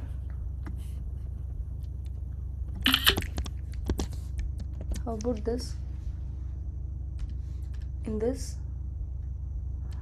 this can be referred when we say this, right?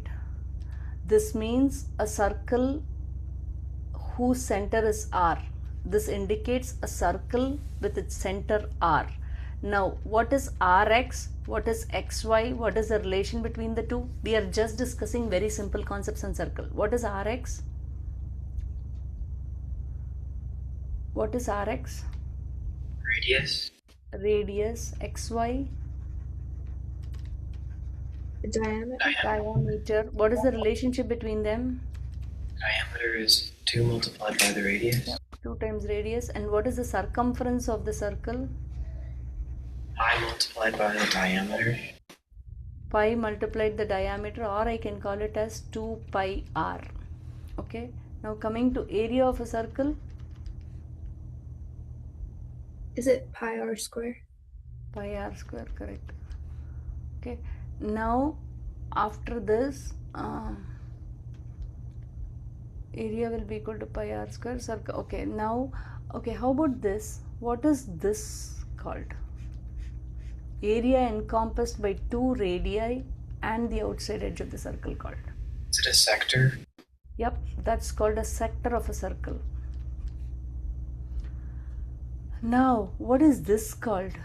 Okay, before I go there, right? No. Before I go there, sector you understood.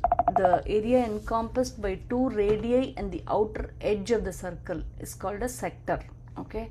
Now, what is this called? A line that joins any 2 points on the circle. What is that called? Chord. Chord. What is the longest chord of a circle? Diameter. What is the longest chord of a circle is the diameter in a circle. Okay. Now the next thing is longest chord is a diameter. Okay. And then what? Okay. What is this part called? This area. See, this area is the area bound by the chord and the outer edge of the circle. What is that called?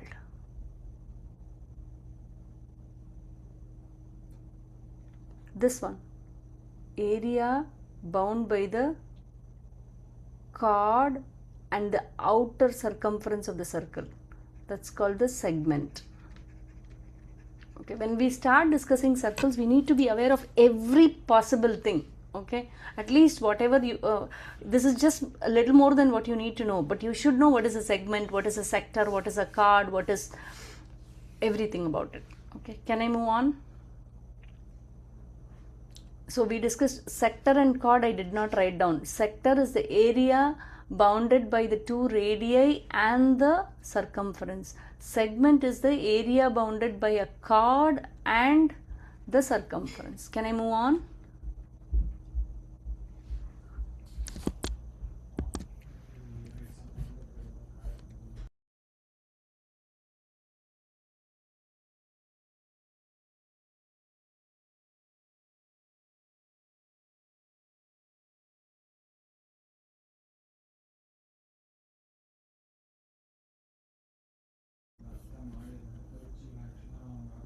Okay, so let's see. Okay, how about this?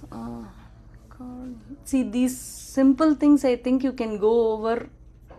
Whatever we discussed is what is in here. Okay, so so you should be able to go through these, I feel. Finding the circumference, finding the area is something I'm not going to discuss in this class, since this is geometry class. Now, I would really like you to understand the difference between circumscribing. Let's see this one.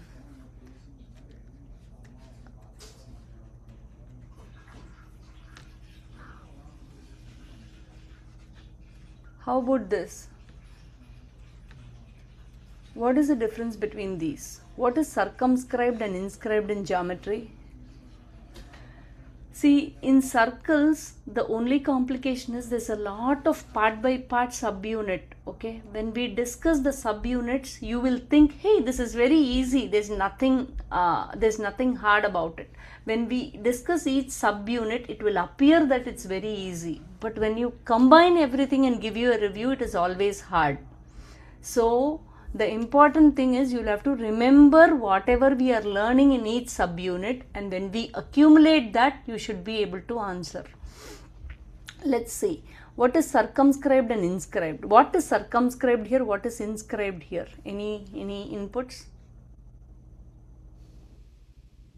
Is the rectangle inscribed and the circle circumscribed? Yep. Rectangle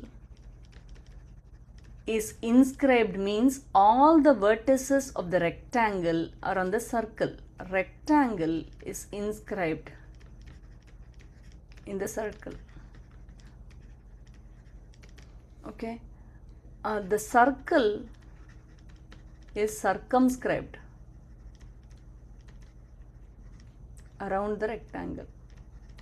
Miss Priya, I have a question. Yeah, please. So, does the vertices have to be touching the circumference of the circle?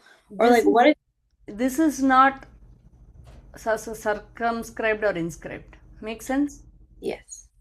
Good question though, I really like it. Can I move on?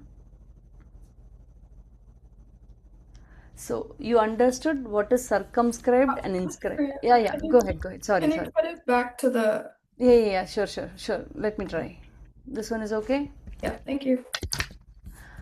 Yeah, she brought up a good point, right? I really want to give more inputs on that. Circumscribed.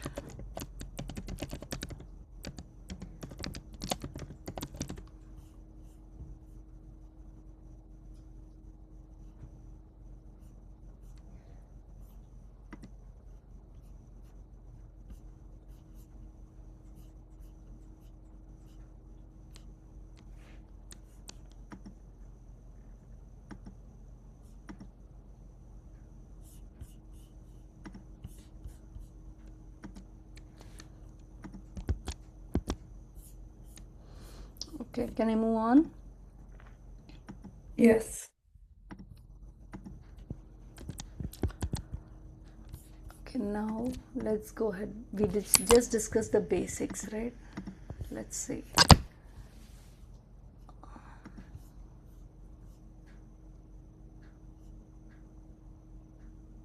Okay, how about this?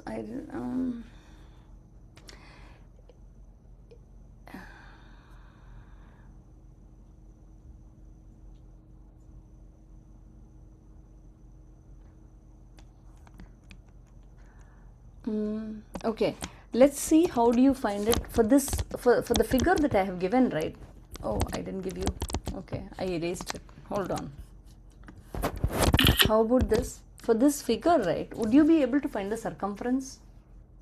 Not a hard one, guys. But you have to think a little bit.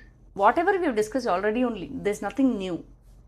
How do we find the circumference of this? Nothing is given, but how do you find the circumference of the circle?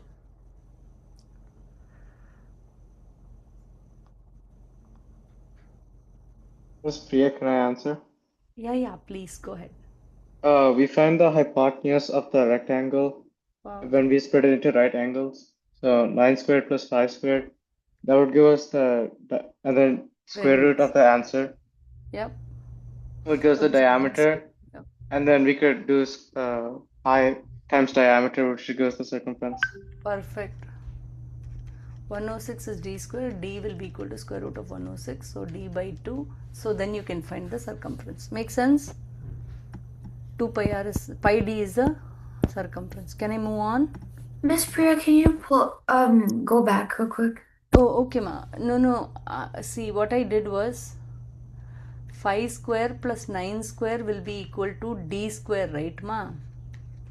Right? 81 plus 25, 96 is d square, right? D will be equal to square root of 96. But you need to simplify this, okay? After Yeah. that, pi d is your pi times square root of 96. That is your circumference. Make sense? Make sense? You just need to think a little bit. That's it. Meaning easy ones, but yeah. How about this?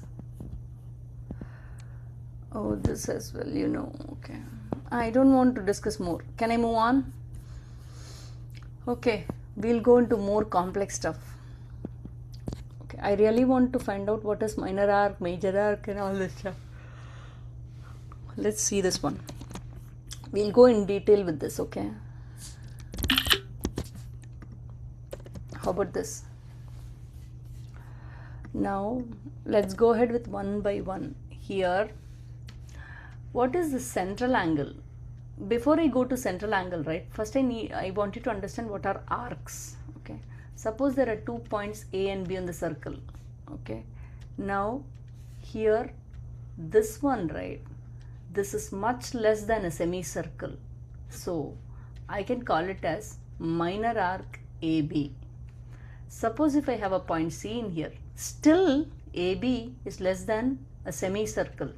So I can call ACB as a minor arc. This represents a minor arc AB. This also represents a minor arc AB. Minor arc means something less than a semicircle. Suppose if I want to refer to this one, you see, then I cannot do it with 2 letters because it's much more than a semicircle. When you think about it, it's much more than a semicircle, the violet part. So I will use ADB. This represents the major arc AB. Any questions, guys? This represents the major arc AB. Any questions? Now I'm going to draw a line to the center. Okay, when you think about the line that I drew to the center, right, this minor arc AB, this minor arc AB, guys, I don't know whether you saw the messages, we'll extend the class by 30 minutes today. You know, right? You know, right? Yeah. Okay. So now this minor arc, because we've been missing classes and next week as well I'll extend, guys. This minor arc, see, this minor arc makes a central angle X. Any questions here? What is the central angle?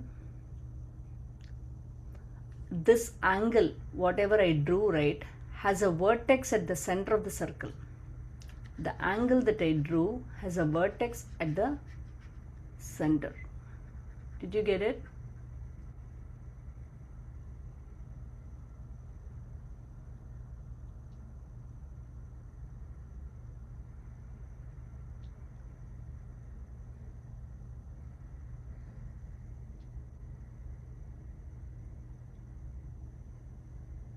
Make sense, guys? Now, angle made by a point is 360 degree. So around the center you have 360 degree. Now can you tell me what is the angle, what is the central angle made by the major arc? What is the central angle for the major arc?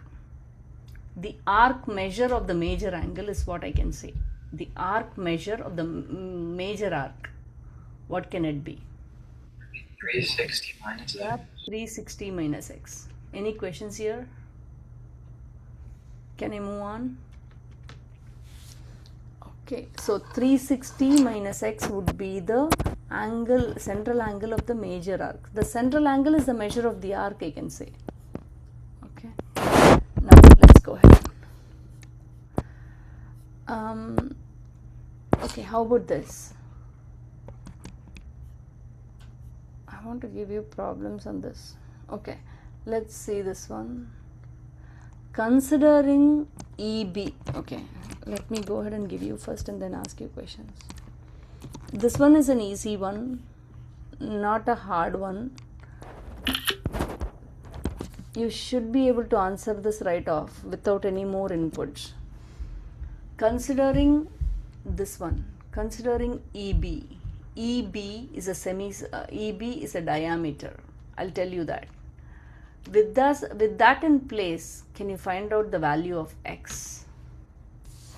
EB is a diameter. That being said, can you find out the value of x? Shreya, what are you doing in school, ma? We're learning circles right now. We're just going more in depth right now. In depth.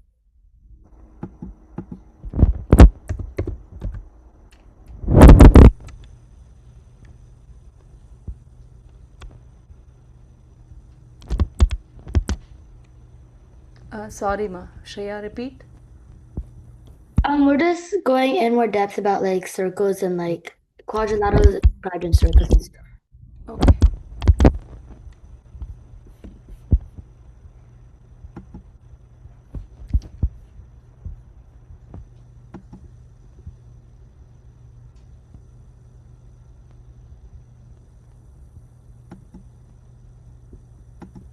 Ma'am, is X 7? I'll check, ma. Give me a minute. Oh yeah, good. Nice. So did you frame the equation with this? Just in case for those of you who are yet to get, if you got it, I'm fine, but if you didn't get, did you guys get it? Solve for x, x will be 7. Can I move on? Okay, now.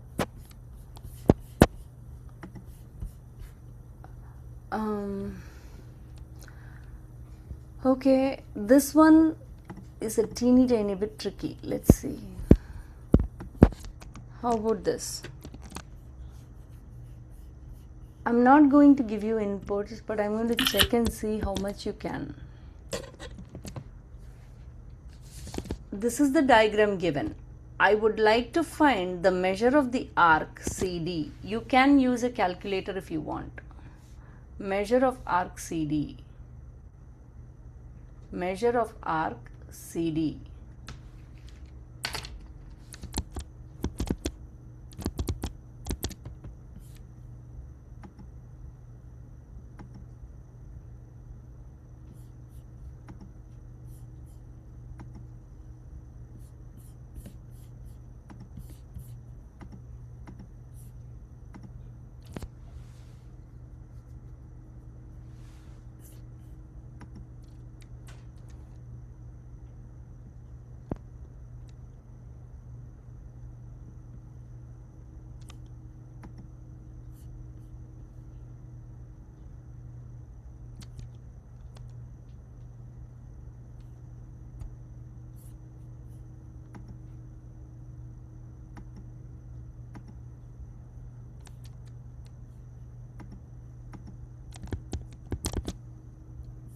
You get it?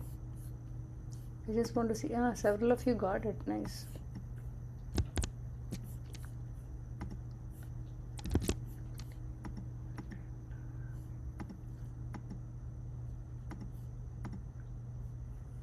I'm just waiting.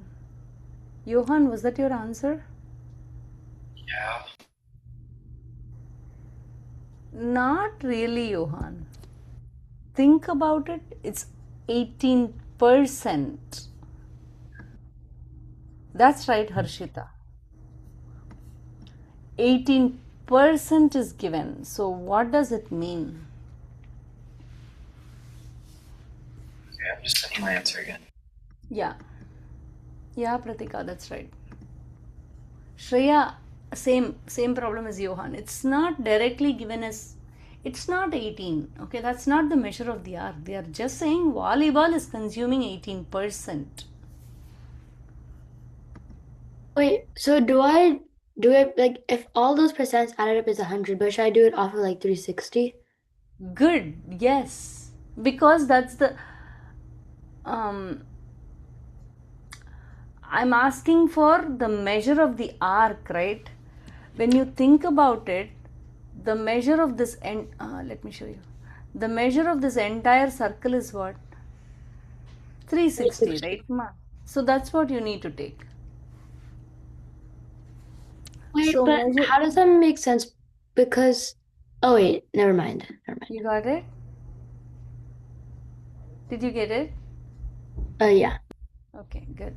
So this is 18% of 360, which is approximately, good job, Dia. Can I move on? So there are more problems in the homework similar to that. Let me move on, guys. I don't want to work on more. Okay, those are simple. Now, Wait, Miss Priya. yeah, ma.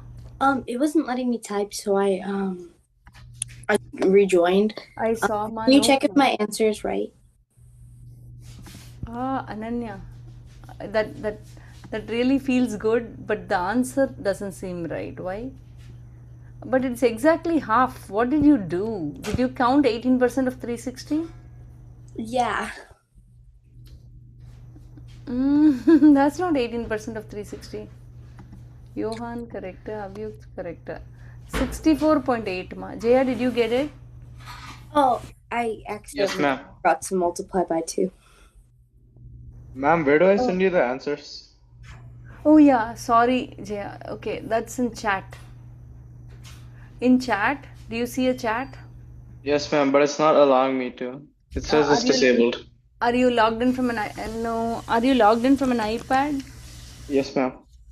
iPad, there is a problem with Zoom. Looks like there is a bug with Zoom.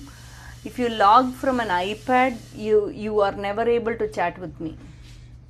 Okay, ma'am. Okay, that's pretty recent. If I would request you to log in from a machine, that only works. Make sense?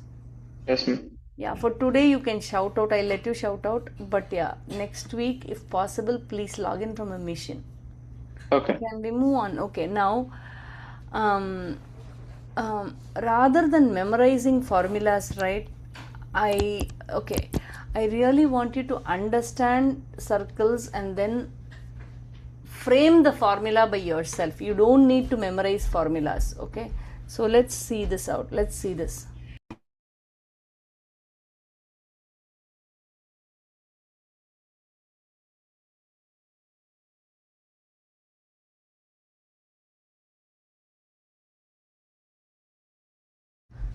Okay, so coming to this, suppose there is an arc. We are only discussing arcs, right? If I want to find the length of the arc, I am not asking about the angle made by the arc. Angle made by the arc is your central angle.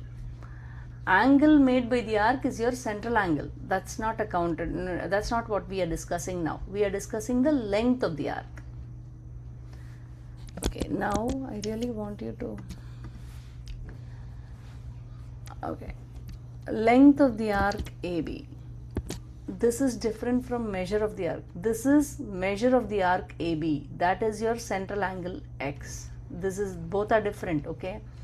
Length of the arc, right? This is different. They are asking, when you unwind it, what is the length of this arc? You got it? Okay, both are different. Now, let me give you one scenario where this one. Let's try this out.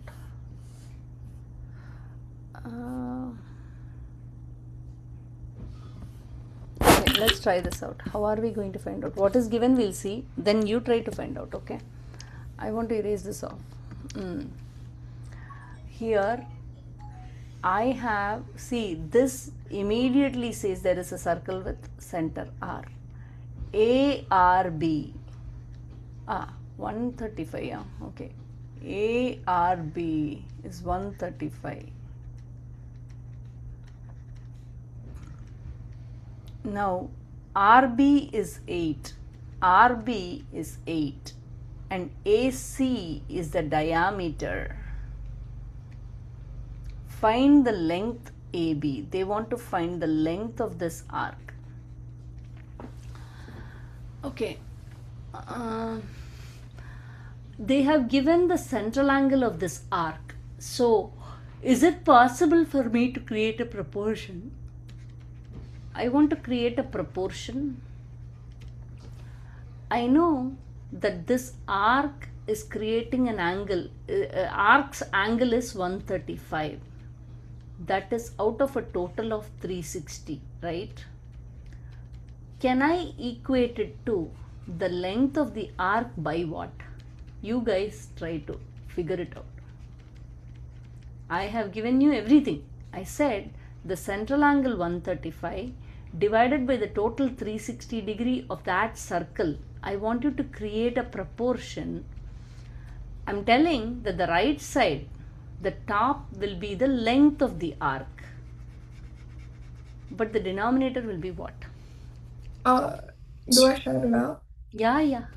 Would it be the circumference? Yep, that's the circumference of the arc. So see how nicely we are creating a proportion and deriving the formula ourselves. You don't need to memorize the formula for the length of the arc is equal to this angle by this angle times circumference. Don't memorize it. You should be able to create the proportion by yourself. Proportion is always the arc's central angle divided by 360 degrees. Miss Priya? Yeah, ma?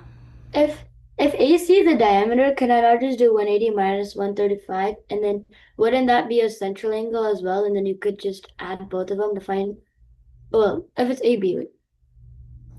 Like if you were to find AC, could you just do that? If you have to find AC is 180 degrees, right? Oh, you want to find the length of AC? Yeah. If you want to find the length of AC, then it is 180 by 360 will be equal to length of AC divided by circumference. Am I making sense, Shreya? Wait, I'm just a little confused because I thought if you're finding the length of AB, it would just be 135. No.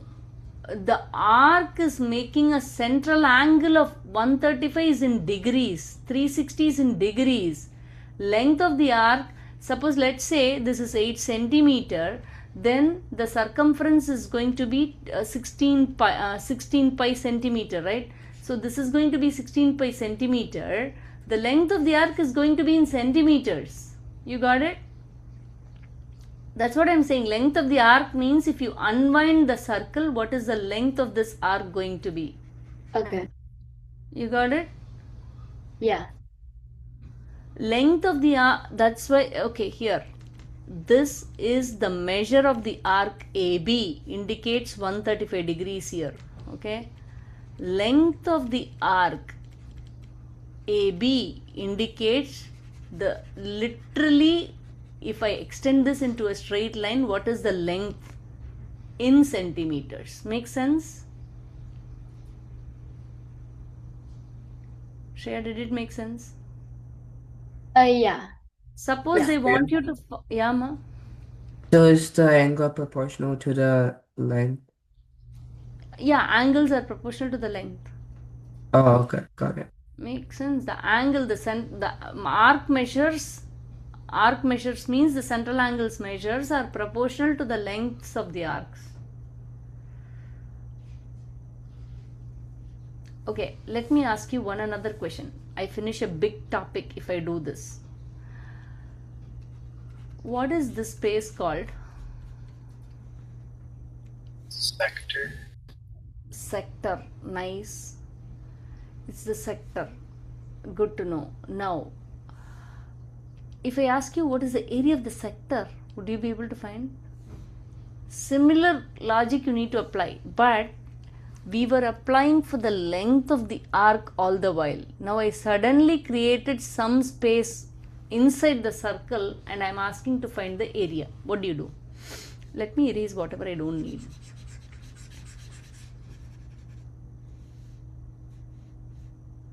So I don't want this. So the proportion was central angle. Let me write it down. Central angle by 360 was equal to length of arc divided by circumference. Okay, that was used to find the lengths of arcs.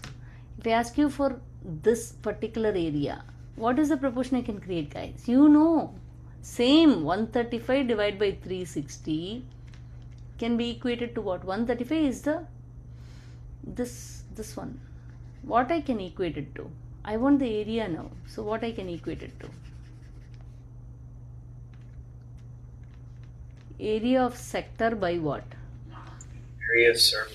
Yes, area of the circle. See, part by whole, part by whole. Make sense?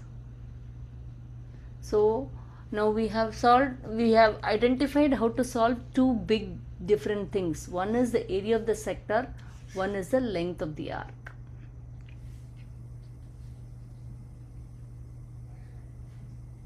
Did you guys get it? Yes. Can I move on? Okay. I did not solve any question, but then I showed you how to solve that. Solve on that. So I would like one question at least to be solved by you.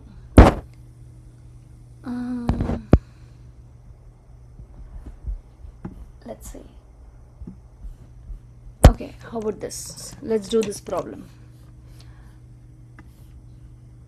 They're asking for something different, but then it's based out of what we studied. Let's see. They're asking for the circumference. Okay, we never discussed how to find circumference. But do you think you can find the circumference based off the values that are given in the diagram? I'll wait. It's just based on, see, once they have given the central angle and the length of the arc, right? It's just based on proportions only. Once you understand what proportion you need to make, then it's easy. If you don't know, you can always tell. Okay, that's always the case in this class. Doesn't matter at all. Miss Priya, can you explain it? Sure, Shreya. I'll wait for a couple of answers and then explain. I saw my answer. Yeah, 1 second. I'm checking. Johan, I'm checking, Johan. Archita, that's right. Johan, that's right. Dhruv, that's right.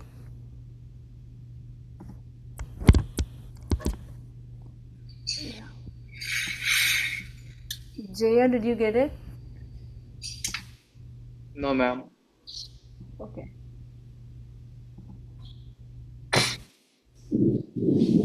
Are you correct? I think all of you got Dhruv, you got it right, Dhruv? Yeah. Yeah. Diya, did you get now?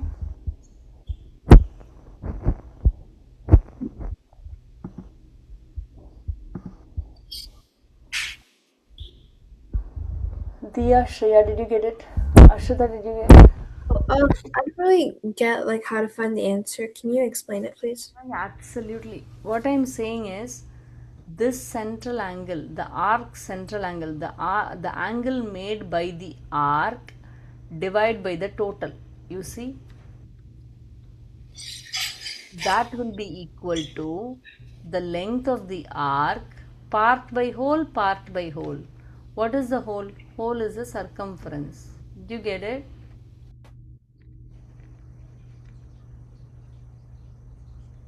Okay, I get it now. Circumference will be equal to 7.94 times 360 by 70. Jaya, did you figure it out, Jaya? Yes, ma'am. Okay. So this is how you frame. Suppose, okay, let's say they ask you for the area of this. Let's say they ask you for the area of that. I'm going to scratch off certain things. Let's say they ask you for the area of this sector. Okay, they have the radius as 4. Again, it's just this is a sector, right? Sector that makes an angle of 70. So 70 by 360 proportion will be equal to what? 70 degrees out of the 360 total will be equal to sector area. What is that sector? Sector that creates 70 degree divided by the total area of the circle. Make sense? So you find the sector area. Everything is given. Does that make sense? Shreya and Diya, did you get it? Yeah, I did. How about you, Shreya? Yeah, I think I. Ashrita, how Miss about you? Priya, how did you get pi 16? You tell me, what is that pi 16?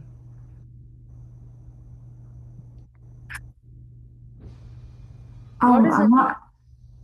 Pi r square, what is that? Oh, okay, okay. Area of circle, right? Yes. I just got confused, sorry. No, not at all a problem, Ashrita. You know, right? Okay, let's go ahead. Okay. How about this? I want one at least to be done by you. Let's see.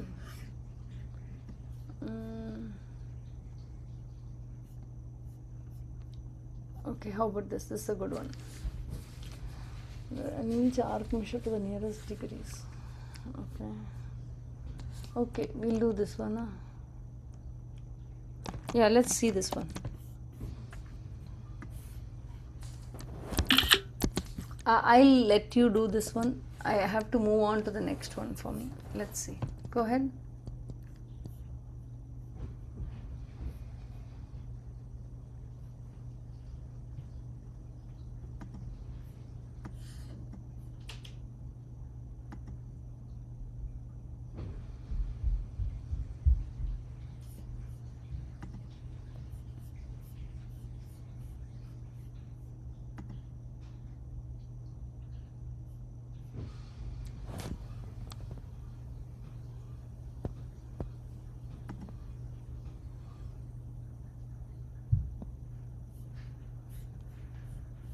Miss Priya, Yeah, ma.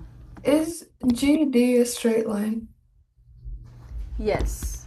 Okay. You know what? They should have mentioned that for sure. They didn't.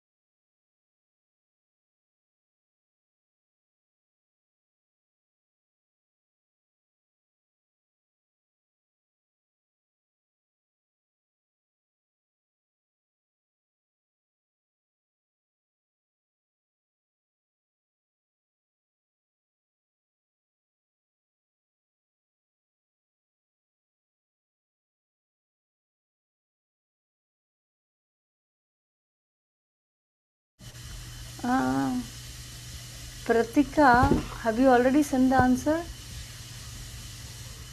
Yes. Where are you seeing HGD?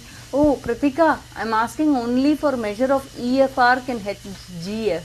Oh, okay, okay.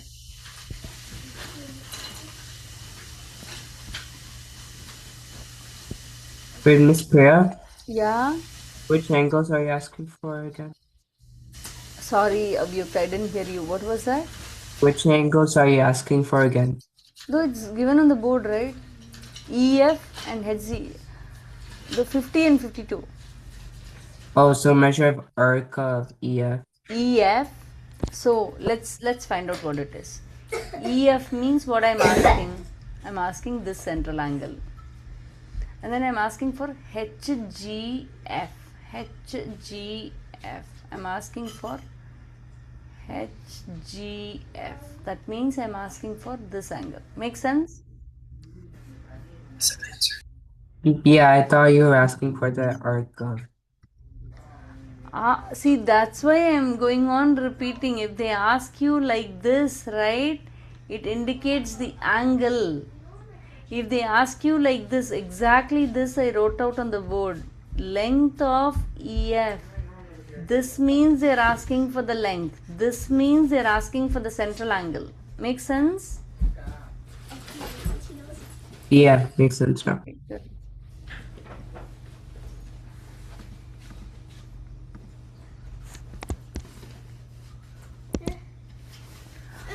Ashrita, how did you get it as 90? Wow. Ma, see, ma, EF can't be 90, right? Ma, DF is 90. Ashrita, how did you... Oh, okay, yeah. Makes, yeah, but your other one is correct. Then why did you make a mistake on the first one? I don't get it. Sorry, I'll do it again. Yeah, no problem at all. Yeah, that's right, Avyut.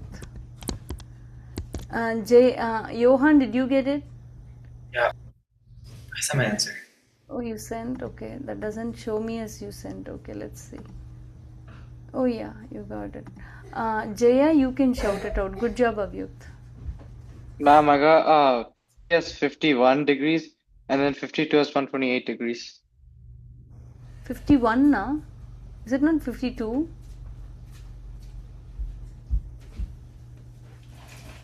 The Ma'am, first give one me, should... yeah. ma'am, give me a second. Yeah, take your time. How about you, Shreya? Did you get it, ma?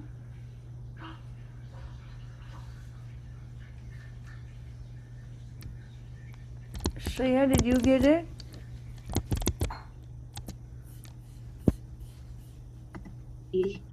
I don't know. No, I have to help you then. Tell me, what is that you want me to help you? Ma'am, yeah, I got 52, sorry. Okay, no problem at all.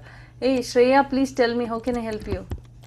Like in school, like we've just been learning like that the angles of the arcs on like the inscribed angles and stuff, so it's kind of like confusing me a little I bit. will help you. What are you confused on? M of HCG. HCG is 2x.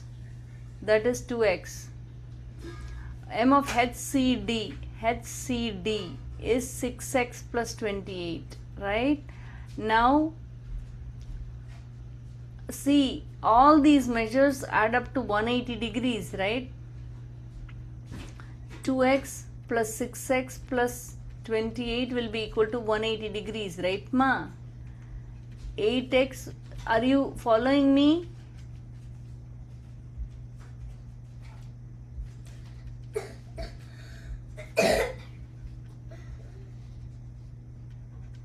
Shreya, did you get it? I found out the value of x. They're asking for measure of EF, right? What do you do if you want to find the central angle, right? They have given this as 90 degrees, right? Now, by vertically opposite angles are equal, this is 2x, right? Okay. So the measure of EF is this, right? So the measure of EF plus 2x plus 90 is equal to 180 degrees, right, ma? You got it? Oh, okay. Yeah, I understand. Okay, that is how you have to measure EF. But HGF, what is this HGF? HGF, that's this big thing. That is 90 plus 2x. Makes sense? Wait, Miss Priya, Yeah, ma. can't we just do 2x plus measure of EF is equal to 90? And 2x would Yeah, be... you can do. You can definitely do. Is it given there 90 degrees? Yeah, it is given. See, this is 90 degree given, so automatically this is 90 degrees. Make sense? Okay, now I'll move on with circles to what best I can. Okay. Yeah, I just wanted to solve one more question, then only I'll move on. Okay, how about this? Jaya, you have to take the Algebra 1 EOC, correct? Yes, ma'am. Do you know where the sample papers are? Yeah. Sample papers means Algebra 1 EOC past papers. Do you know where they are? Yeah. Okay. Would you be able to work out the past papers and let me know if you need help? Okay. That is coming in April, right? Yeah.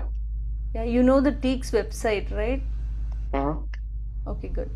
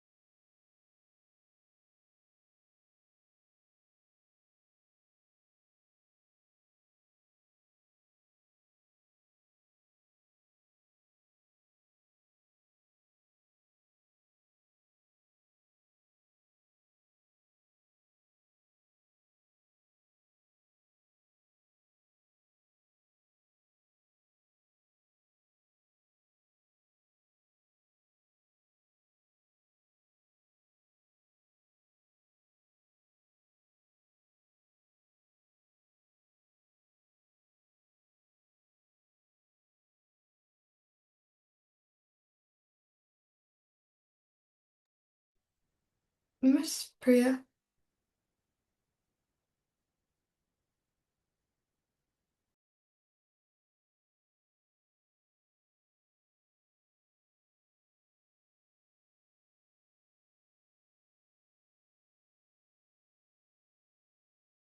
Pratika, you're asking for the question, right, ma'am? Yeah. Sorry. Go ahead with this.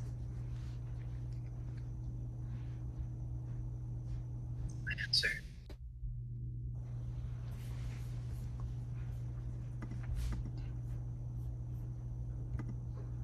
Yes, Johan.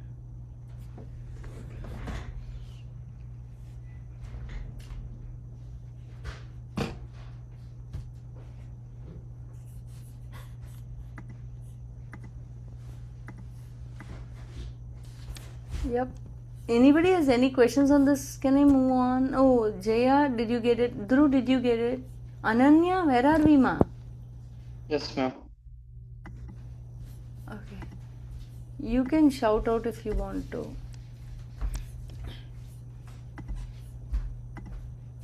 Dhruv, how did you get a C? I thought it was a D. I know what you did.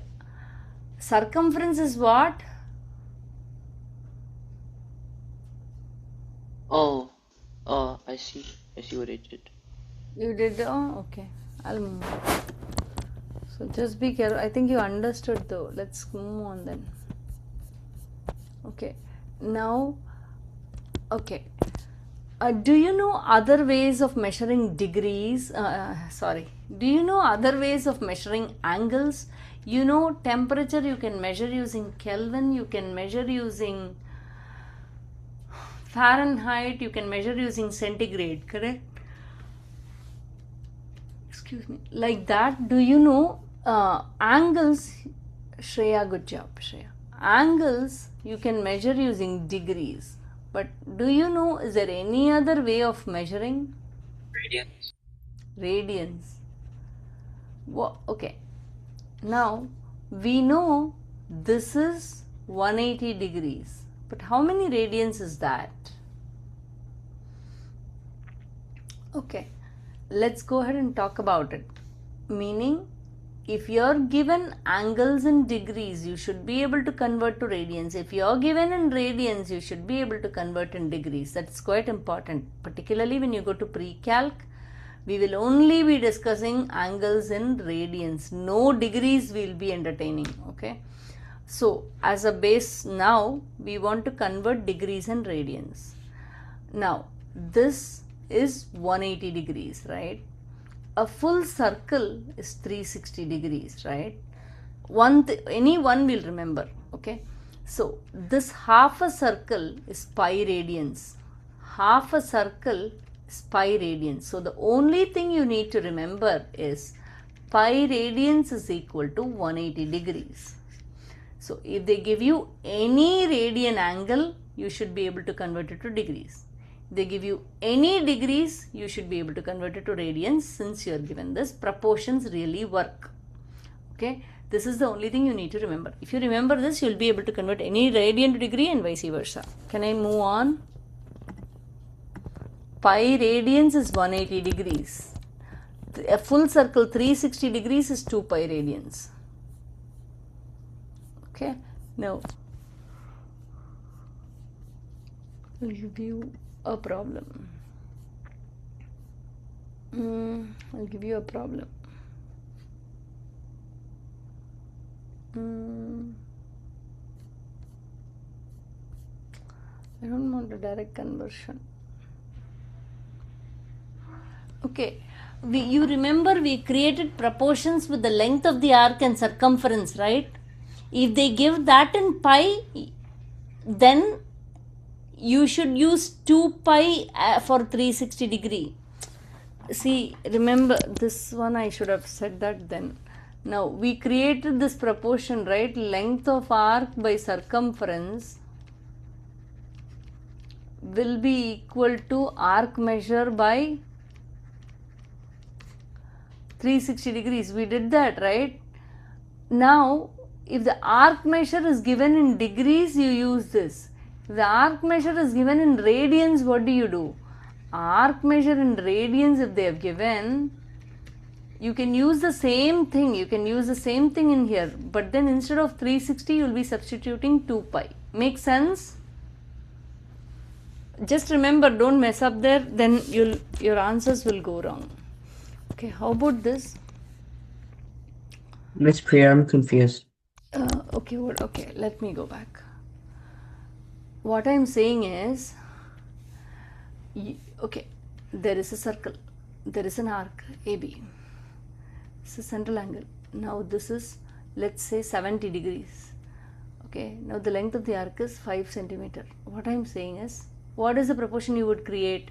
70 by 360 will be equal to 5 centimeter by what? That's what is the 5 centimeter by the circumference. That's how you find the circumference, right, Avyukt? What I am saying is, if they take this off and give this as pi by 4, if they give you that is in radians, right? So when I create the proportion pi by 4 divide by 2 pi, the entire circle is 2 pi, right? Oh, okay. That's how you need to create, I'm saying. So 180 degrees is equal to pi? Yeah. Okay. 180 degree equal to pi is something you need to memorize, is what I said. You got it? Okay. Yeah. So radian by radian will be equal to centimeter by centimeter. Always in proportion that works, right? Similarly, degree by degree will be equal to centimeter by centimeter. Make sense? So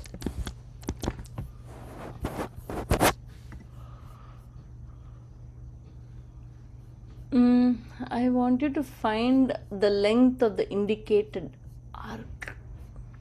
Can you find the length? I don't have an answer to this. I want some answer there. Okay, how about this? Can you find the length of this arc? I'll wait, guys. I really want you to do and see.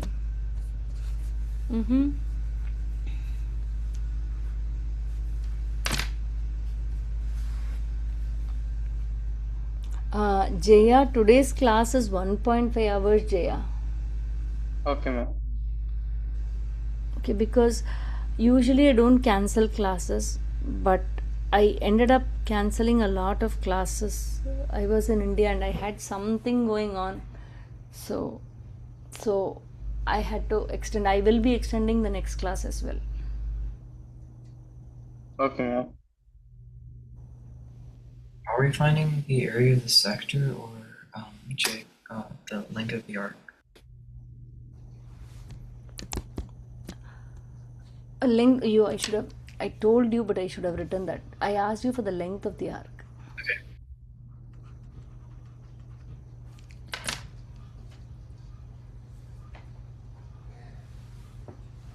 Yeah, actually you can find the area of the sector as well.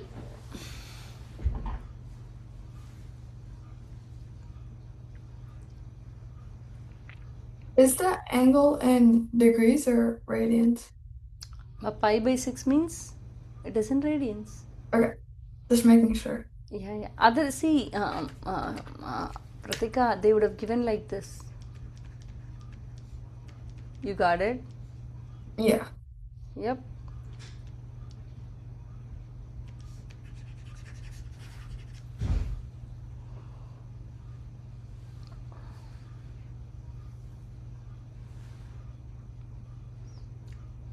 Jaya, just remind me, are they discussing circles you said? I forgot what you said. Sorry. Yes, ma'am. Okay. They've started in detail, huh? Yeah, we're in 10.6 right now. What do you mean by 10.6? So this, give me 1 second, ma'am. Have you covered all of what we covered now? Yes, ma'am.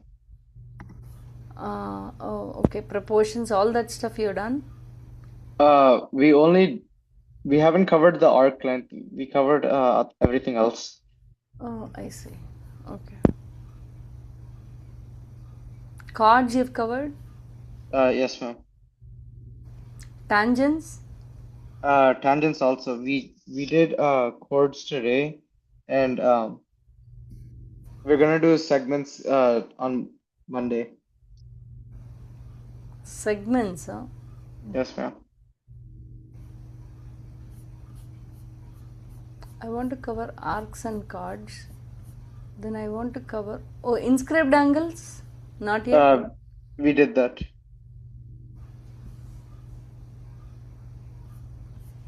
We did inscribed right triangles, angles, and other ones too. Okay. Tangents you've not covered, is it?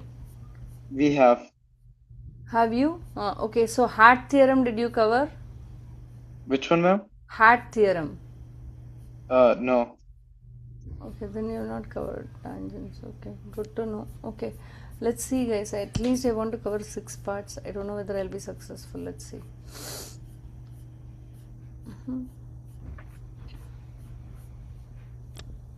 Are we done with that?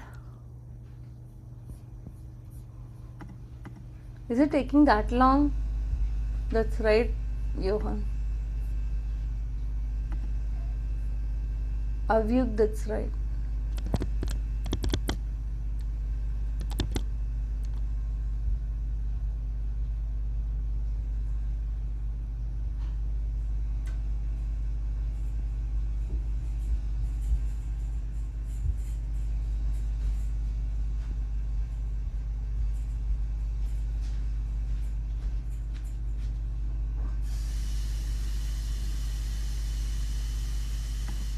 Is it, if it's, yeah, that's correct. Good job, Ashrita.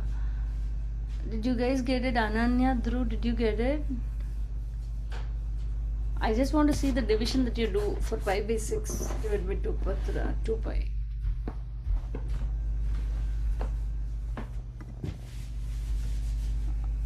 Oh wow, you correct, Pratika correct. Okay, I think we can keep moving. Jaya, did you get it?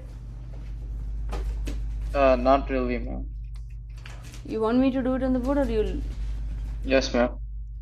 Oh, okay. Pi by 6 divided by 2 pi will be equal to what? Length of the arc I asked, right? So length divided by 2 pi r, that's it.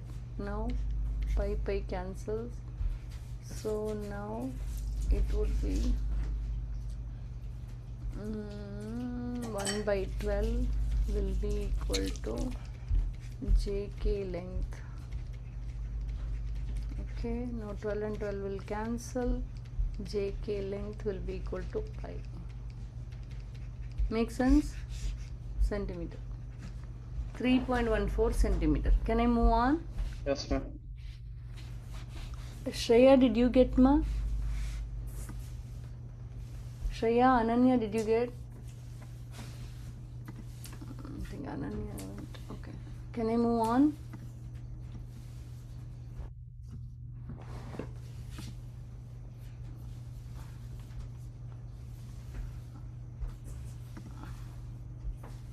Ananya, did you get it, ma? Yes, but I don't necessarily know how to like solve it. Where are you not knowing? Tell me. Pi by 6 divided by the total angle 2 pi will be equal to, what is this? Arc measure JK length of arc, okay, divided by the circumference is 2 pi r. Does it make sense? But how do you know? Oh wait. Okay, yeah, I get it. No, tell me, how do you know what? I was gonna say, how do you know that 6 centimeters is the radius, but then I see like the dot. Given, yeah. Yeah. You got it? Yeah. So you know how to solve this now? And 2 pi, is that the full? Yeah. Were you there? I don't know. Okay. See, pi radians is equal to 180 degrees, I told you. Oh yeah. I was there for that. Okay, 2 pi is 360 degrees. Make sense? Yes. Okay. Now I really want to finish this arcs and chords. Let me see. There are a couple of theorems as well. Okay. I already told you about circumscribed and inscribed, which is good for us. Okay. When it comes to arcs and chords, right? This is one famous theorem that you should know. Here, in a circle, okay, you can consider a particular circle or you can consider two congruent circles. Okay. Consider two minor arcs. Let's say these two are minor arcs. Two minor arcs are congruent, means same size, same shape. Two minor arcs are congruent if and only if their chords are congruent. If and only if their chords are congruent, their central angles will be congruent. Or you can as well consider this in two congruent circles as well. Two arcs are congruent if and only if their arcs are congruent. How do you say the arcs are congruent? The central angles will be equal. Make sense, guys?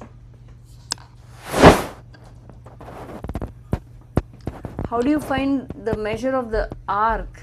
You just find their central angle. Make sense?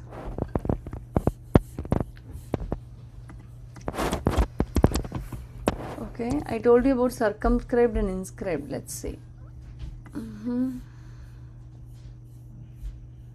How about this? I just want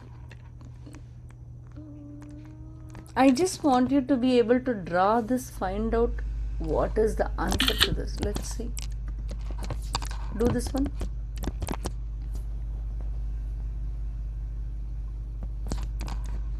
And based on the theorem that we learned, do this one. Two questions I've given you. If you can do it quickly, guys, we can move on, and then do two more topics.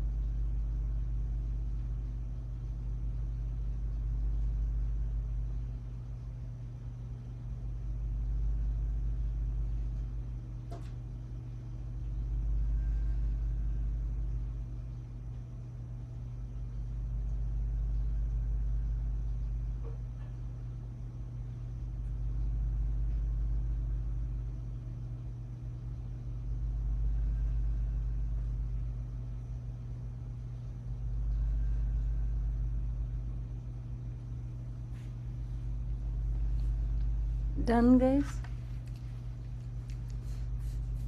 I have 2 questions on the board. What am I doing? I have 2 questions on the board.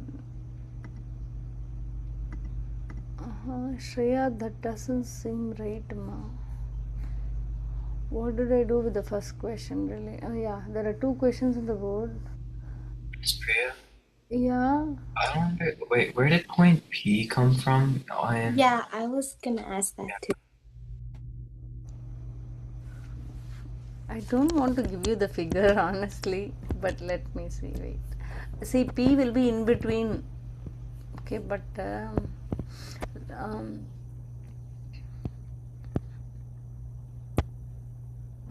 I see. Okay, I got what is the problem. Let me say APD is the major arc. APD, let me frame it this way. Then does that make sense? What is the measure of the major arc? This is the major arc.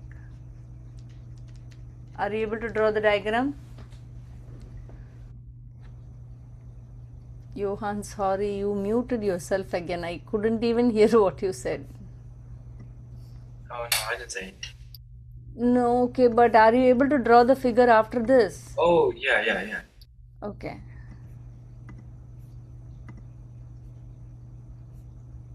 Okay, I'll wait.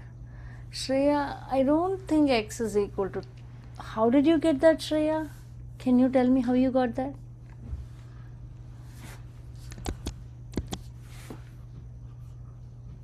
I think I know what was the mistake. Shreya, did you...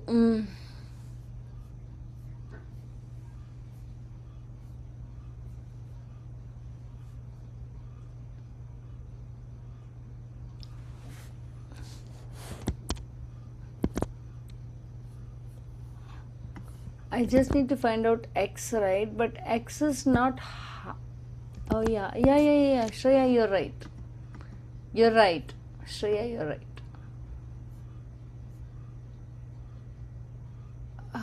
Johan, the first one doesn't seem right to me. Okay, let's draw it out. Trapezoid ABCD is inscribed in a quadrille, in a circle. Okay, this is my trapezoid. Now, AB, okay, is congruent to BC, is congruent to CD. ABCD, right? All are equal. What? Then the measure of BC is 50 degrees. The measure of BC is 50 degrees, then the measure of this is 50 degrees, and the measure of this is 50 degrees. Okay. What is APD? What is a measure of APD?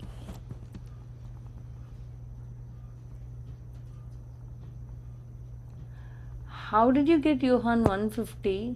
I forgot to subtract 360 by 150. Oh, okay. So if this is 150, they're asking for this, right? Yeah. 360 minus 150, 210 is the measure of APD. And for this one, by the chords theorem that we learned just now, right? Chords are congruent. These two chords are congruent if the arcs are congruent. This is a minor arc, this is a minor arc. This stick figure on both says that they are congruent, meaning they are the same size, same shape. The symbol is that. So, by that I can equate 2x plus 3 to 8x, which makes x will be equal to 1 by 2. Any questions? Dhruv, are you following along? Yeah. Good. Okay, now. Arcs and chords can be hard as well, however hard they want. Okay, how about this? There are more theorems to be learnt in arcs and chords. How about this? Let's see. These are the main concepts, okay, but there can be different flavors of problems. Let's see how we can finish this. In a circle, if the diameter, see, in a circle, diameter is the chord that passes through the center, right? In a circle, if a diameter is perpendicular to the chord means, then it bisects the chord, meaning this is symmetric, this is equal to this. If the diameter is perpendicular to a chord means, then that diameter AB bisects, meaning XZ will be equal to ZY. Then the next one, in a circle, we will consider only in a circle, okay? You can also consider two congruent circles, okay? In a circle, the two chords, these two chords are equal shape, equal size. How will I say? In which condition will I say? FG chord and JH chord are congruent, okay? If and only if. First theorem what we learnt was if their arcs are congruent. But here, if they are equidistant from the center as well, then the chords are congruent. See, there are two things that we learnt. One is, in a circle, two chords are congruent if their arcs are congruent, or if they are equidistant from the center. Similarly, if it's the diameter that's bisecting, if it is the diameter that that is perpendicular to a chord, then it bisects the chord. Can I move on? See, it's very easy. When I say a theorem, you observing it is very easy because it's just a theorem and that's how it is, so you're going to learn it, okay? We are not doing the proofs and all. That being the case, when it comes in a problem, remembering and applying is what is real skill. Let's see this one.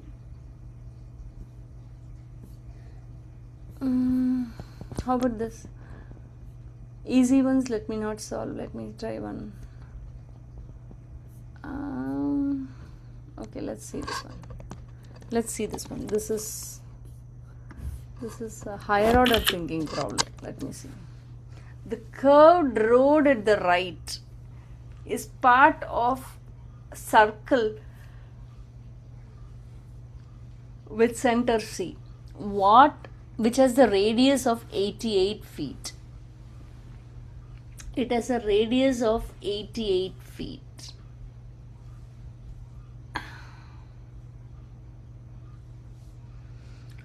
What is AB? Guys, I don't want you to do this and say, let's discuss the strategy. I really want to move on. Can one of you go ahead? Diya, do you want to go ahead and explain?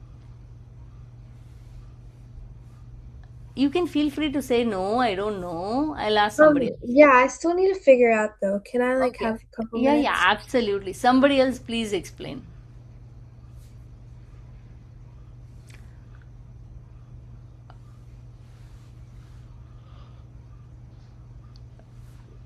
Radius is your key.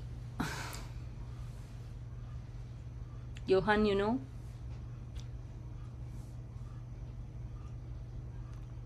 Do you know, Johan?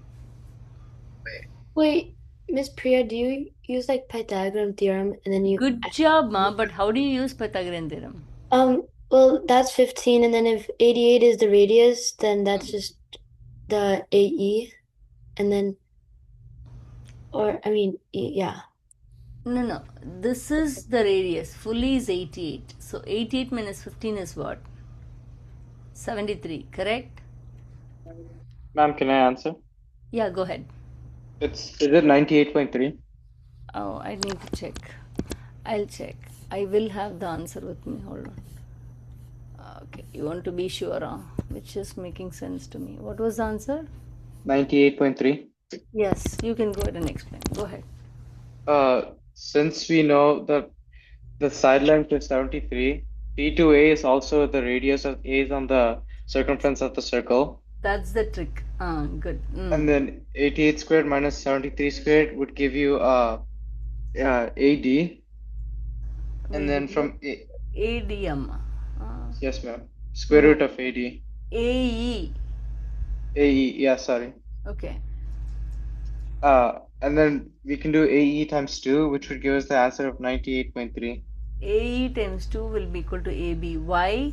Because this is a diameter and that is perpendicular to the chord, so it bisects the chord, so you can multiply by 2 and get AB. Do you have questions on this? Anybody?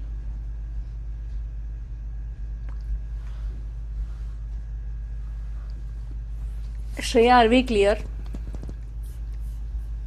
Yeah. Priya, Yes, ma. I'm confused. This doesn't it say it's the radius of 88 feet? Sorry, Abhyukt. What was that? Didn't it say it has radius of 88 feet? Radius of? 88 feet. Yeah, a radius of 88 feet. Okay, Avyukt, I'll explain again to you. This radius is 88, right, ma? Mm-hmm. So this is 88 minus 15, correct? Mm-hmm. Now, this is as well radius, this is as well radius, right? Oh, okay. That's the trick, okay? You have to, Yeah. when you look at the figure, you have to know, oh yeah, this is the radius, and then I'll apply Pythagorean theorem. Make sense? Yeah, I got you. Yep. And then there's also one more thing involved, okay? Once you apply Pythagorean theorem, you'll get this. But then this times 2 will be equal to the entire thing. That is based on the theorem. Make sense? Yeah. Yep. Okay. You can do, okay? I'm going to leave it to you to do. I really want to cover this inscribed angle. Okay, how about this? I don't know how many theorems are there. We'll finish it with this, guys. Hold on. Yeah, this is easy provided we know the concept, but you should know the concept. Okay, let's see. I'll try to finish this concept. So with this we'll conclude, and then tangents I'll cover next week. Tangents, hat theorem, all we'll cover next week. Okay. This is the concept I want to cover in this subunit. Okay. So here, see, here, angle inscribed in a semicircle. Here, see here, this angle inscribed in a semicircle. Do you see in a semicircle there are 3 vertices of a triangle? Do you see? The angle made by a angle inscribed in a semicircle is always a right angle. Whether it is here or whether it is here, it's always a right angle. Make sense? The angle inscribed in a semicircle is always a right angle. Any questions?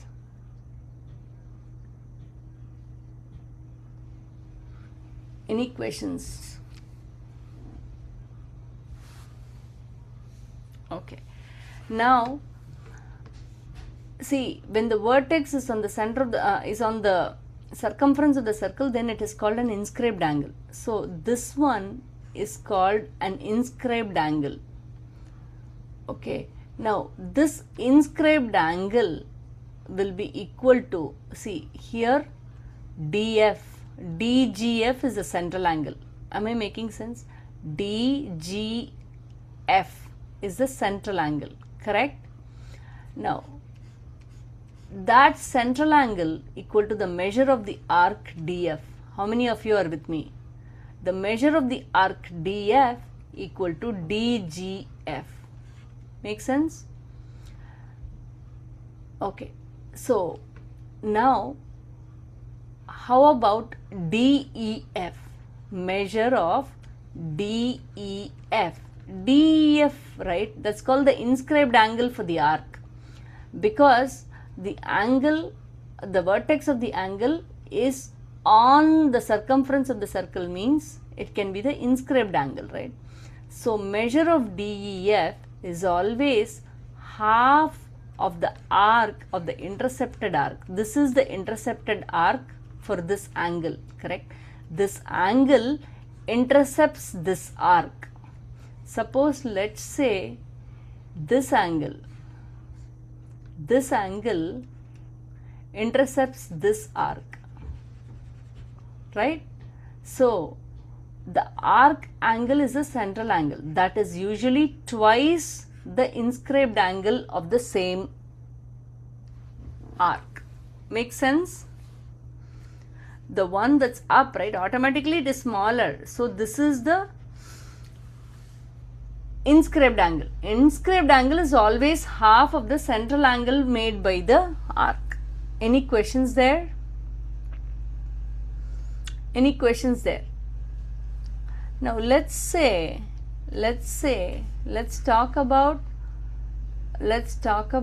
the same arc. This is my arc, okay? Now I make one inscribed angle here, another inscribed angle here.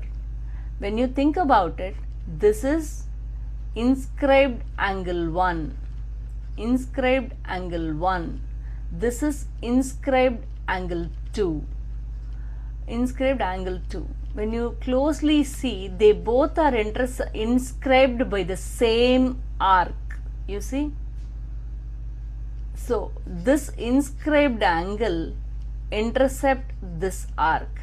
This inscribed angle intercept the same arc. In this case, the inscribed angle are both equal because they are inscribed by the same arc. You got it? Inscribed angle 1 intercepts this arc. Inscribed angle 2 intercepts the same arc. In such a scenario, inscribed angle 1 will be equal to inscribed angle 2, or I can say angle 1 and 2 are congruent. Any questions? There are two things that we learnt here, okay, two important things. One is the central angle for an arc is double the inscribed angle. The central angle for an arc is double the inscribed angle we learned. The second thing that we learnt is inscribed angles that intercept the same arc are congruent. Inscribed angles that intercept the same arc are congruent. Now the last part is, this is a very important one, okay. This is much more than what is shown here, okay. There is a circle and all the vertices of a quadrilateral are on the circle. Do you see? The vertices of the quadrilateral are on the circle. So here very clearly there is the quadrilateral is inscribed inside the circle, that you can say, right? This is called a cyclic quadrilateral. This one is called a cyclic quadrilateral. In this case, it's called a cyclic quadrilateral. That's not mentioned here. It's not a part of your geometry. That's why it's not mentioned, okay? However, the opposite angles, right? These two add up to 180 degree. These two, right? They're not congruent, guys, okay? These two, I should not be marking like that. These two add up to 180 degree, meaning L plus N is 180, M plus K is 180. So there are three things that three or four things that we studied. First, let's consider basic facts. Angle inscribed within a semicircle is 90 degree. Other one is in a cyclic quadrilateral, the opposite angles are supplementary. Those two are facts that we studied. But here the inscribed angle and intercepted arc concept is very important. Let's consider the arc. The angle it inscribes is this angle. This angle is x, right? Now that x is half of y. That x is half of the measure of the arc. Okay, so you have to, this is just one inscribed angle. Consider another inscribed angle by the same arc. They both are literally equal. Any questions? Any questions? No. I'll stop here, guys. I know that I've taken a lot of your time, but I'll give homework only till here. I'll not cover this, okay? Only part 1, 2, 3, 4 in circles I'll give you as homework. If you have any questions, stay. Otherwise, we can see you all next week. Next week, we will have the 1.5 hour class. Okay, and thank you for being cooperative on that. Tell me, what else? If you have any questions, you can stay. Bye, Miss Priya. Bye, Bye, ma. Miss Priya. Hi, ma'am. Bye, ma. Have a nice week ahead.